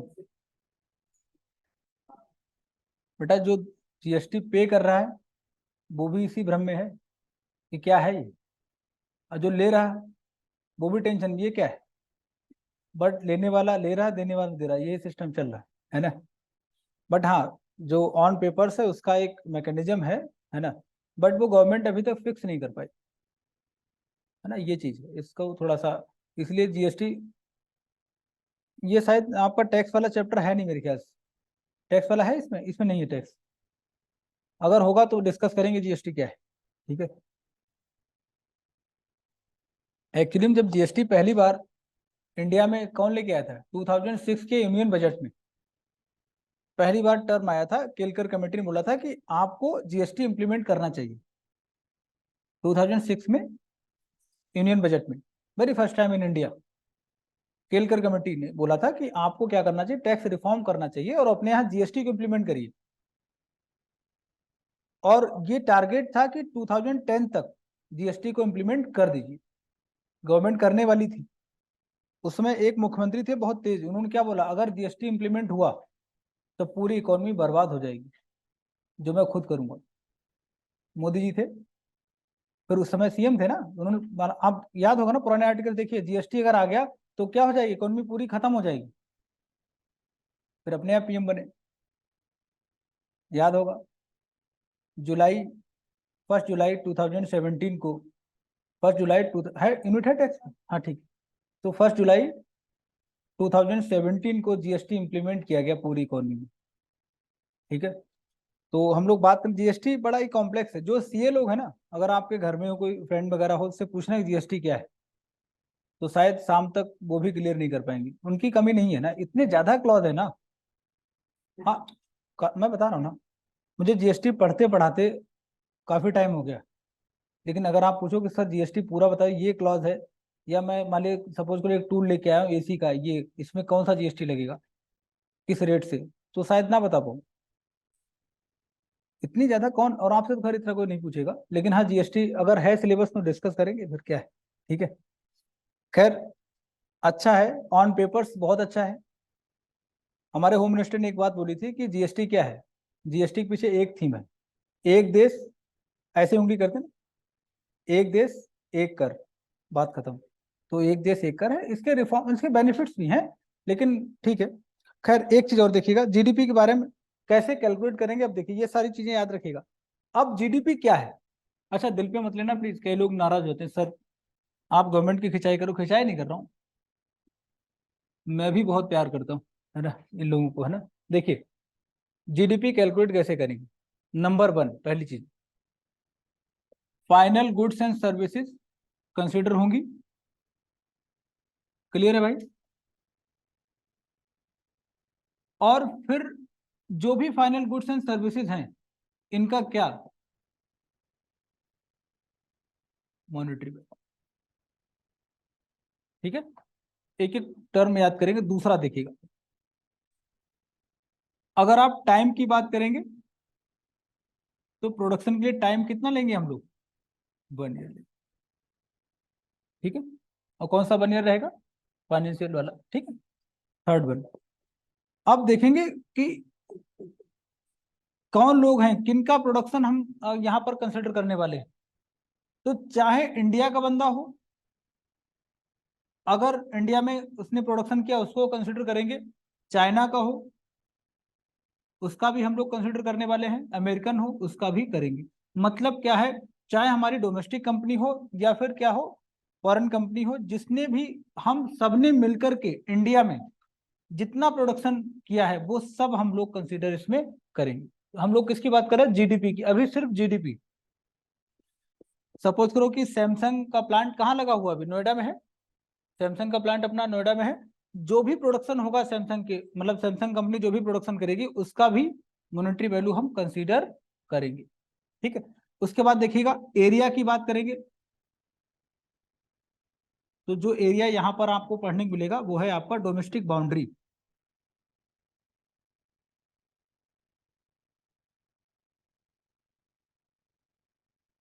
डोमेस्टिक बाउंड्री बहुत टेक्निकल है एक्चुअली में। ठीक है, ये चीजें आपको याद रखनी है। फाइनल गुड्स का क्या लेंगे, पहले तो फाइनल गुड्स एंड सर्विसेज, उसका क्या, मॉनेटरी वैल्यू। इंटरमीडिएट आइटम हम कंसिडर नहीं करेंगे। सेकंड पॉइंट, टाइम की बात करेंगे, सिर्फ 1 ईयर। और कौन लोग हैं, किनका प्रोडक्शन आपको कंसिडर करना है, तो जो भी इंडिया में है वो सब, चाहे इंडिया का हो चाहे चाइना यूएसए किसी का भी हो, उसका हम कंसिडर करेंगे। और एरिया क्या होना चाहिए हमारा, डोमेस्टिक बाउंड्री। अब डोमेस्टिक बाउंड्री क्या है वो देखें, दिल्ली कहाँ पर है, इंडिया में है, तो पूरी दिल्ली में जो प्रोडक्शन होगा वो सब हम कहाँ जोड़ेंगे, अपनी जीडीपी में। ऐसा लग रहा होगा, लेकिन ऐसा है नहीं। अजीब लगेगा कि दिल्ली में ही प्रोडक्शन हो रहा बट हम नहीं ऐड कर पा रहे, है ना। देखेंगे ऐसा क्या है। डोमेस्टिक बाउंड्री में दो चार चीजें आपको ध्यान से समझनी। सपोज करो ये आपका दिल्ली है, और दिल्ली में ही एक जगह है चाणक्यपुरी, यहाँ पर एम्बेसीज मिलेंगी आपको, बहुत सारी एम्बेसी हैं, जापान की अपनी एम्बेसी है या इस तरीके से। तो सपोज करो कि दिल्ली में जापान, जो जापानीज एम्बेसी है, फिजिकली ये प्रेजेंट है दिल्ली में, लेकिन पॉलिटिकली इस पर कंट्रोल किसका है, जापान। अगर आप मान लिया कि आप दो दोस्त यहाँ घूमने गए, लड़ाई हो गई, आपने पीट दिया और अंदर चले गए, अब दिल्ली पुलिस आपको निकाल नहीं पाएगी, टेक्निकली आप कहाँ चले गए, जापान। ऐसा करना नहीं, दोस्त को लेके गए, चलो वहां घुमा के लाते हैं, है ना। बात समझ आई। तो एम्बेसी में बेसिकली जो कंट्रोल किसका होगा, जिस कंट्री की एम्बेसी रहेगी। अगर यहाँ पर जो भी सर्विसेज का प्रोडक्शन होगा, जैसे मान लिया रामू यहीं पर रहता है, साइकिल उठाया यहाँ पर चला गया, चाय वाय बनाने का काम कर रहा, तो टेक्निकली रामू डेली जापान जा रहा है, जापान से आ रहा है। ठीक है, डेली जापान जा रहा, 5 मिनट लगता है जापान जाने में से, 5 मिनट्स में बाई साइकिल जापान पहुंच गया। हाँ, ये टेक्निकली डेफिनेशन है।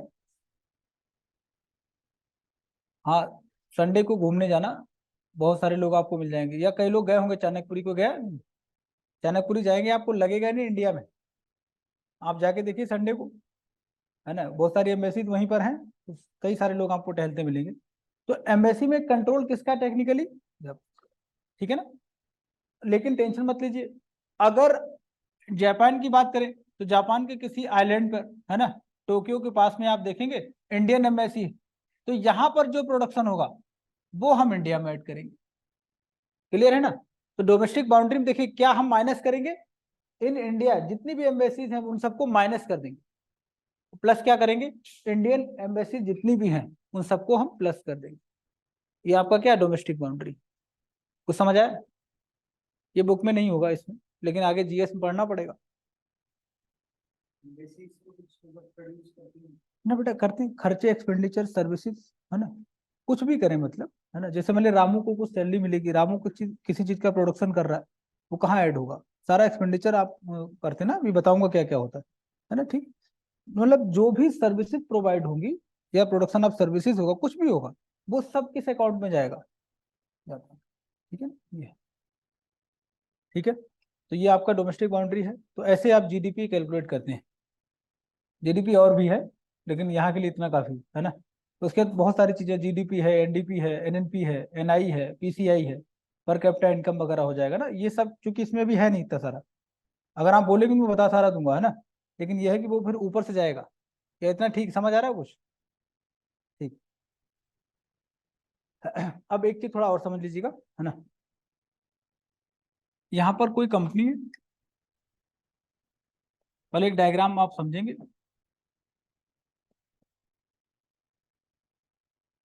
और इस कंपनी में प्रोडक्शन ऑफ गुड्स या सर्विसेज हो रहा है, और एक फैमिली है यहाँ पर, ये डायग्राम आपकी बुक में है। इस फैमिली से कोई काम करने आया, लेबर है या सर्व कर रहा है कंपनी में, तो कंपनी इसको कुछ पे करेगी, ठीक है। और इस कंपनी ने जो भी प्रोडक्शन किया है, ये प्रोडक्शन किसके लिए किया फाइनली,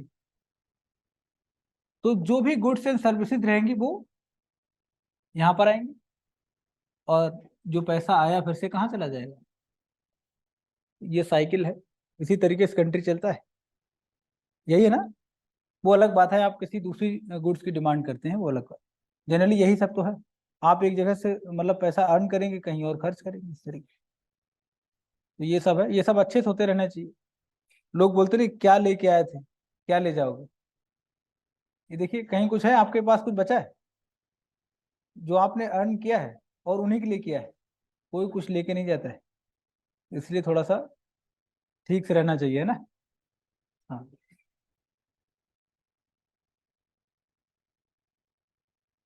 ये सब्जेक्ट थोड़ा सा बोरिंग सा है, लेकिन अगर आपको समझ आएगा तो फिर इंटरेस्ट लगेगा इसमें, एकदम लाइव है, मतलब ये वो सब आपको पढ़ना है जो आपके आसपास होता है, रटना नहीं कि अकबर ऐसा था, यहाँ जो है वो है, देख लीजिए, है ना। ये बुक में डायग्राम होगा इस टाइप से, बात समझेंगे, मैसेज क्या है इसका आगे देखेंगे। जब आप नेशनल इनकम की बात करेंगे तो इसका कैलकुलेशन कैसे करेंगे, है ना।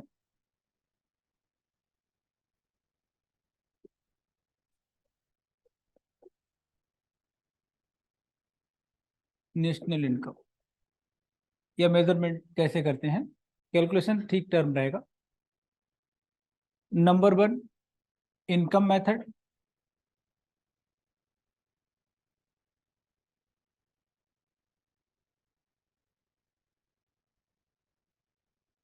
प्रोडक्ट मेथड,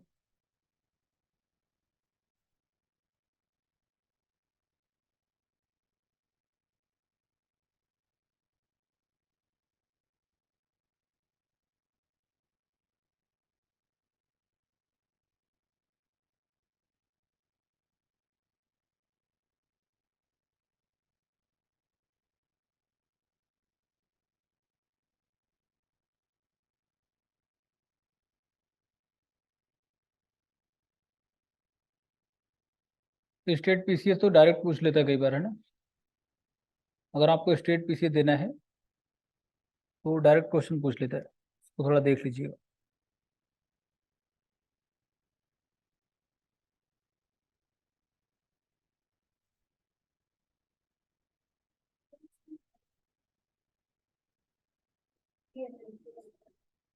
वो ऐसे दे रखा है, कैलकुलेशन नहीं उसमें है, कैलकुलेशन नहीं है, जीडीपी के बारे में डिटेल में है।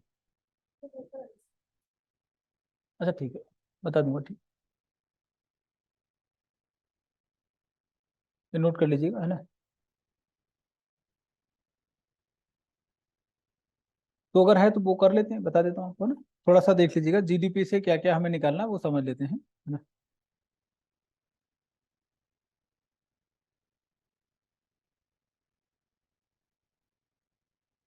अब ये मेथड हम लोग सीखेंगे, ठीक है। देखिए, जीडीपी और GNP, NNP, NI and per capita income, ये कॉन्सेप्ट अगर आपके क्लियर हैं तो पूरी यूनिट आप ढंग से कर ले जाएंगे। हाँ, सॉरी, ये नहीं बता देंगे उसमें कुछ, ठीक। मेन यही है ना, उसके बाद जैसे मैंने आपको एनडीपी नहीं बताया, एनडीपी ये सब साइड में निकल जाएगा, मेन आपके इतने, ठीक है। इनका एक कॉन्सेप्ट है, बिल्कुल एकदम सीरियल से ऐसे ऐसे करते हैं, है ना। इनके लॉजिक क्या है वो समझते हैं। जीडीपी समझ आ गया क्या है। तो जीडीपी में जो प्रोडक्शन कर रहे हैं ना, वो कौन है, जो लोग हमारे घर में काम कर रहे हैं, बेशक इंडियन है या फिर फॉरेनर है, सभी का कैलकुलेशन हम करेंगे। क्लियर है। नंबर 2 पे लिखेंगे जीएनपी। जीएनपी देखिए क्या है,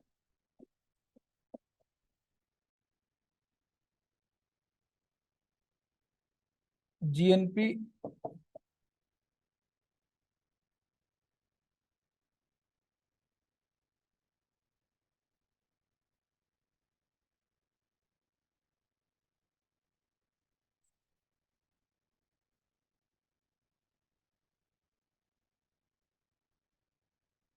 फॉर्मूला लिखिएगा,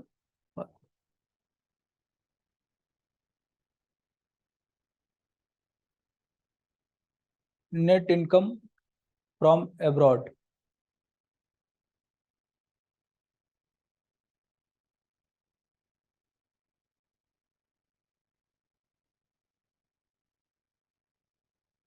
ठीक है,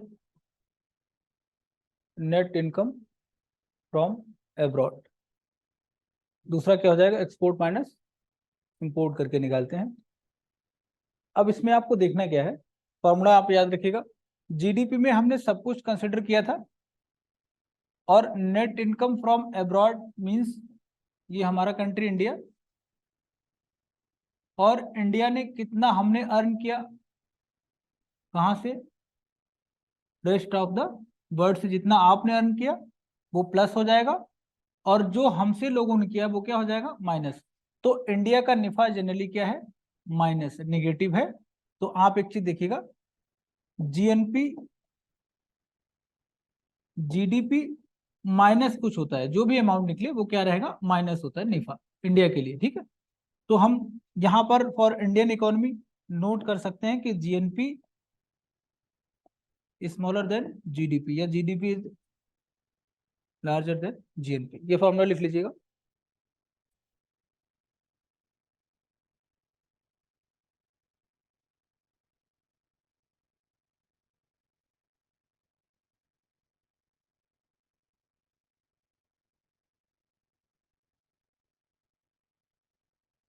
ठीक है, अब एक चीज जरा आप मुझे बताएंगे,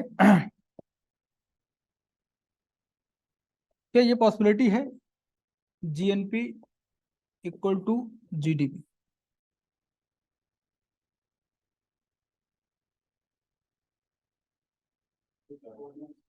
पॉसिबिलिटी है, कैसे।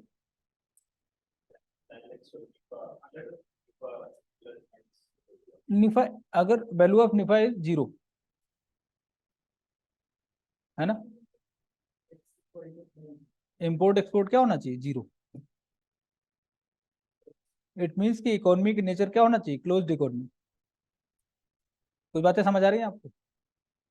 नेचर ऑफ इकोनॉमी क्या है? क्लोज्ड इकोनॉमी है, तो निफा क्या होगा? Automatically zero. X minus M क्या हो जाएगा? जीरो। उस केस में आप बोल पाएंगे कि जीएनपी इक्वल टू जीडीपी। इसकी मतलब केस क्या रहेगा? इकोनॉमी का नेचर क्या होना चाहिए? पता होगा क्या होता है क्लोज इकोनॉमी, हम लोग डिस्कस कर चुके हैं। जहां इंपोर्ट एक्सपोर्ट क्या होगा? जीरो। ठीक है ना? ये पीटी में आपको ऐसे फंसाता है यूपीएससी। इस तरीके से कैलकुलेशन के पॉइंट ऑफ व्यू से सीख लीजिए कैसे होगा। ठीक है? और जीएनपी ग्रेटर देन भी हो सकता है। अगर निफा क्या है आपका? Positive. Net income from abroad आपका क्या है? पॉजिटिव है। तो जीएनपी ऑटोमेटिकली क्या हो जाएगा? Greater than GDP. ठीक है? तो एक केस आप ये भी पॉसिबिलिटी बन सकती है, जीडीपी सॉरी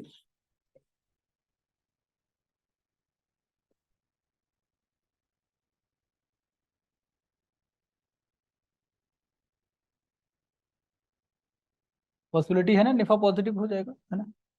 तो GNP is greater than.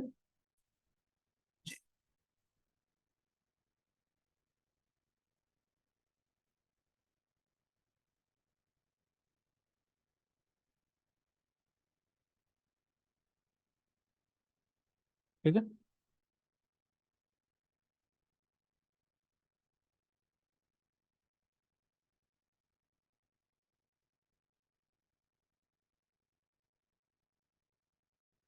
NNP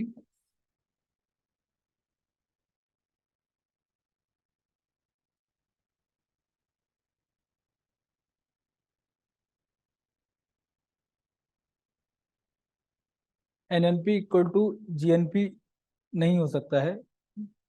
उसका रीजन क्या है? जब हम कैलकुलेशन कर रहे थे, जीएनपी क्या है आपका? नेशनल प्रोडक्ट की हम लोग बात करेंगे, जो भी आपका है।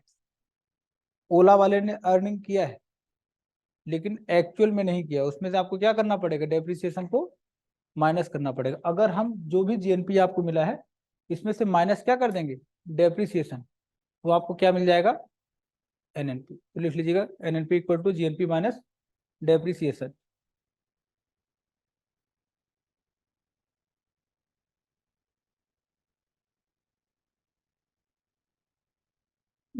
अब एक चीज यहाँ पे थोड़ा सा और रीजनिंग टाइप रहता है। देखिए, एनएनपी फैक्टर कॉस्ट पर निकालना हो, है ना? तो जो भी प्रोसेस है उसमें price of goods and services कौन सी रखेंगे हम लोग? फैक्टर कॉस्ट वाला रखेंगे। याद है ना, फैक्ट्री में जो भी आपने खर्च किया है वही सारा कंसिडर किया जाएगा। हाँ, फैक्टर कॉस्ट पे। और अगर आपको एनएनपी मार्केट प्राइस दिया हुआ है तो आप क्या करेंगे? अगर एनएनपी एट मार्केट प्राइस से आपको एनएनपी एट फैक्टर कॉस्ट निकालना है, तो आप एक काम करिए, इसको बराबर कैसे करेंगे? इक्वल कैसे करेंगे? क्योंकि देखिए, अगर हम एनएनपी एट फैक्टर कॉस्ट में क्या ऐड कर दें? टैक्स। और गुड्स एंड सर्विसेज में जो टैक्स ऐड होता है ये रहेगा इनडायरेक्ट। इट मींस कि जीएसटी। ठीक है? और माइनस सब्सिडी, यही फॉर्मूला था ना? क्लियर है ना? दोनों इक्वल हो गए। अगर आपको एनएनपी एट फैक्टर कॉस्ट निकालना है, क्या दिया हुआ है? Market price. तो आप क्या करेंगे? NNP at factor cost equal to N N P at market price minus tax. Clear है ना? माइनस टैक्स कर दीजिएगा, क्योंकि मार्केट प्राइस में आपने ऑटोमेटिकली क्या ऐड किया था? टैक्स को, उसको माइनस करो। और प्लस में क्या कर देंगे? सब्सिडी। ये फॉर्मूला समझ आया? पहले ये बताइए। ठीक है? काम आ सकता है, पीटी में पूछ लेगा। एनएनपी एट फैक्टर कॉस्ट के लिए कौन सा ऑप्शन करेक्ट? ठीक है? और हिंट के लिए फॉर्मूला हम लोग डिस्कस कर चुके।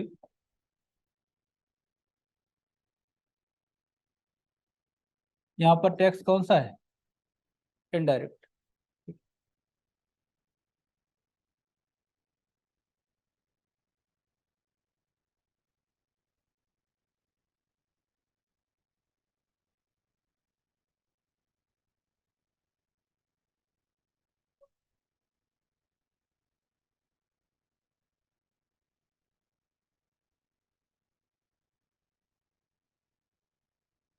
क्या सब ठीक चल रहा? थोड़ा टेक्निकल ज्यादा हो गया है ना? थोड़ा भी और भी है इस यूनिट में, थोड़ा सा है। फार्मूले सारे जो तीनों मेथड है वो ज्यादा टेक्निकल है वो भी। क्या समझ आ रहा नहीं? सब ठीक चल रहा? नहीं, कई बार नींद आ जाती। ये यूनिट जब जीएस में आप करेंगे नियर बाय 1 वीक रहती है, 1 वीक लगता है जीडीपी को डिटेल में करना। जीडीपी बहुत ज्यादा ब्रॉड है एक्चुअली, ये तो बस नाम था जितना है उसी हिसाब से, थोड़ा और इधर उधर जाएंगे तो फिर उसमें रियल वगैरह नहीं होगा मेरे ख्याल से।